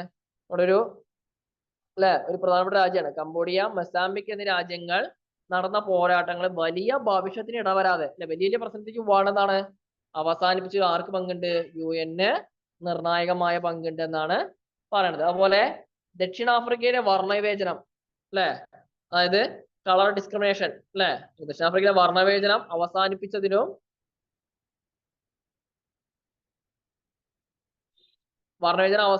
കാര്യമായ പങ്ക് ആർക്കുണ്ട്? UN ഉണ്ട്. വെളുത്ത വർഗ്ഗക്കാർ എന്ത് ചെയ്യാണ്? കറുത്ത വർഗ്ഗക്കാർ എന്ത് ചെയ്യാണ് അല്ലെ ചൂഷണം ചെയ്യണം. അപ്പൊ കറുത്ത വർഗ്ഗക്കാർക്കുള്ള ഒരു എക്സ്പ്ലോയിറ്റേഷൻ ഒഴിവാക്കാൻ ആർക്ക് സാധിച്ചിട്ടുണ്ട്? UN സാധിച്ചിട്ടുണ്ട്. അതുപോലെ സാമ്പത്തികം, സാമൂഹികം തുടങ്ങിയ രാഷ്ട്രീയേതര മേഖലകളിൽ മികച്ച നേട്ടം കൈവരിക്കാൻ UN സാധിച്ചിട്ടുണ്ട്. സാമ്പത്തികവും സാമൂഹികവും തുടങ്ങിയ രാഷ്ട്രീയേതര മേഖല, രാഷ്ട്രീയത്തിൽ മാത്രമല്ല എന്താണ് അതല്ലാത്ത മേഖലകളിലും മികച്ച നേട്ടം കൈവരിക്കാൻ ആർക്ക് സാധിച്ചിട്ടുണ്ട്? UNO എന്ന് പറയപ്പെടുന്ന ഐക്യരാഷ്ട്രസഭയ്ക്ക് സാധിച്ചിട്ടുണ്ട്. മലേറിയ തുടങ്ങിയ പകർച്ചവ്യാധികൾ മൂലം നരകയാതന അനുഭവിക്കുന്ന അനേകം പേർക്ക് സഹായം എത്തിക്കാനും അവരെ സംരക്ഷിക്കാനും UN ചെയ്ത സേവനം അല്ലെ എന്താണ് എടുത്തു പറഞ്ഞ ഒരു കാര്യമാണ് അല്ലെ. സ്തുതറിയമാണെന്നാണ് പറയുന്നത് അല്ലെ. എന്താണ് മലേറിയ പറഞ്ഞ വലിയൊരു പകർച്ചവ്യാധിയാണ് അല്ലെ. പകർച്ചവ്യാധികൾ മൂലം അല്ലെ, മലേറിയ തുടങ്ങിയ പകർച്ചവ്യാധികൾ മൂലം നരകയാതന അനുഭവിക്കുന്ന അനേകം പേർക്ക് അല്ലെ സഹായം എത്തിക്കാനും അവർക്ക് വേണ്ട ചികിത്സാ സഹായങ്ങൾ എത്തിക്കാനും സാമ്പത്തിക സഹായങ്ങൾ എത്തിക്കാനും ഭക്ഷണ സൗകര്യങ്ങൾ എത്തിക്കാനും ആർക്ക് സാധിച്ചിട്ടുണ്ട്? UN ചെയ്ത കാര്യങ്ങൾ എന്താണ് എടുത്തു പറയേണ്ട കാര്യങ്ങളാണ്. ഇതാണെന്ത് UNOയുടെ പ്രധാനപ്പെട്ട അച്ചീവ്മെന്റ്സ് അല്ലെങ്കിൽ നേട്ടങ്ങളായിട്ട് പറയുന്നത്. ഇതും UNOയുടെ ടോപ്പിക്കിൽ ഒരു പ്രധാനപ്പെട്ട ഘടകമായിട്ട് പറയുന്നത്. ലാസ്റ്റ് വൺ ടോപ്പിക് ആണെന്ത് UNOയുടെ പോരായ്മകൾ, ഡ്രോബാക്സ് ഓഫ് UNO അല്ലെ. അതായത് ഒരു നാണയത്തിന് നല്ല വശം ഉണ്ടാവും ചീത്ത വശം ഉണ്ടാവും, രണ്ട് വശങ്ങളിലായിരിക്കാം. അപ്പോ UNOയുടെ നല്ല വശമാണ് നമ്മൾ പറഞ്ഞത്. ഇതേപോലെ UNO എന്തുണ്ട് ഈ നേട്ടങ്ങൾക്കിടയിൽ ചില പോരായ്മകൾ എന്തിനുണ്ട്? ഇപ്പൊ ഒരുപാട് നേട്ടങ്ങൾ നമ്മൾ പറഞ്ഞു, ആ നേട്ടങ്ങൾക്കിടയിലും എന്തുണ്ട് UNOക്ക് കുറച്ച് പോരായ്മകൾ ഉണ്ട് എന്നാണ് പറയുന്നത്. എന്താ നോക്കാം അല്ലെ. ഒന്നാമതായിട്ട് UNO അല്ലെ പരിപൂർണമായും വൻകിട ശക്തികളുടെ നിയന്ത്രണത്തിലാണ്. നമ്മൾ പറഞ്ഞു എന്താണ് വൻകിട ശക്തികൾ ആരൊക്കെയാണ്? Russia, France, Britain, America, China, ഇവരാണ് സ്ഥിരാംഗങ്ങൾ അല്ലെ. ഈ അംഗങ്ങളെ നിയന്ത്രണത്തിലാണ് ആര്? ഈ പറയപ്പെടുന്ന UNO എന്ന് പറയപ്പെടുന്ന സംഘടന. ഇവരെ പറഞ്ഞതനുസരിച്ച് എന്ത് ചെയ്യുള്ളൂ അല്ലെ, ഇവര് പറയുന്നതനുസരിച്ച് ഇവരെ ചൊൽപ്പടിക്കാണത് ആ സംഘടന മുന്നോട്ട് പോകുന്നത് അല്ലെ. ഈ വൻശക്തികളെങ്കിലും സമാധാന ഭംഗശ്രമം നടത്തിയാൽ അതിനെതിരെ ഫലപ്രദമായ നടപടികൾ കൈക്കൊള്ളാൻ UN കഴിയുമാറില്ല. അപ്പോ നമ്മൾ പറഞ്ഞത് എല്ലാവർക്കും ഒരേപോലെ ഇക്വാലിറ്റി നൽകുന്ന ഒരു സംഘടനയാണിത് UNO എന്ന് പറഞ്ഞു. പക്ഷെ ഈ വൻകിട ശക്തികൾ ഏതെങ്കിലും ഒന്ന് എന്ത് ചെയ്യാണ് അല്ലെ നേരെ അനീതിപരമായ ഒരു കാര്യം നടത്തി കഴിഞ്ഞാൽ എന്ത് ചെയ്യാൻ പറ്റില്ല, അവയ്ക്കെതിരെ ആ രാജ്യത്തിനെതിരെ നടപടി കൊള്ളാൻ ആർക്ക് സാധിക്കില്ല? UNOന് സാധിക്കില്ല. വൻ ശക്തികൾക്കുള്ള വീറ്റോ അധികാരം വൻ ശക്തികളെ ഒന്നുകൂടി അധികാരത്തിന്റെ എന്താണ് ഉയർന്ന ലെവലിലേക്ക് എത്തിക്കുകയാണ്. അപ്പൊ ഈ വീറ്റോ അധികാരം എന്താണ് നമ്മൾ നേരത്തെ പറഞ്ഞു അല്ലെ, തീരുമാനത്തിലെത്താൻ സാധിക്കാത്ത അധികാരം വീറ്റോ അധികാരം പറഞ്ഞു. അപ്പൊ ഈ 5 വൻശക്തികൾ ഏതെങ്കിലും ഒന്ന് വീറ്റോ അധികാരം എന്ത് ചെയ്യാണ് ഉപയോഗിക്കുമ്പോൾ എന്താണ് ആ വീറ്റോ അധികാരം ഇവരെന്ത് ചെയ്യാണ് ഒന്നും കൂടി ഹൈ ലെവലിലേക്ക് എത്തിക്കുകയാണ്. അത് UNOന്റെ എന്ത് ചെയ്യാണ് അധികാര പരിധിയിൽ പെടുന്നതോ അല്ലെങ്കിൽ UNOയുടെ അല്ലെ നിയന്ത്രണത്തിൽ പെടുന്നതോ അല്ല. അതുകൊണ്ട് UNOയുടെ ഒന്നാമത്തെ പോരായ്മയാണെന്ത് അല്ലെ ഈ പറഞ്ഞ പോലെ വൻശക്തിയുള്ള നിയന്ത്രണത്തിലാണ് എന്താണ് UNOയുടെ ഒന്നാമത്തെ പോരായ്മയായിട്ട് പറയണോ.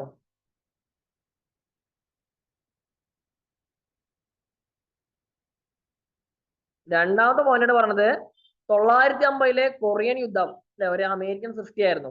991 ഗൾഫ് യുദ്ധം വാസ്തവത്തിൽ UN കൊടുക്കയിൽ അമേരിക്ക നടത്തിയ യുദ്ധമാണ്. നമ്മൾ പറഞ്ഞു എന്താണ് അമേരിക്ക ഇതിലെ പ്രധാനപ്പെട്ട ശക്തിയാണ്. അപ്പൊ 950 കൊറിയയിൽ നടത്തിയ യുദ്ധം എന്താണ് വാസ്തവത്തിൽ ഒരു അമേരിക്കൻ സൃഷ്ടിയായിരുന്നു.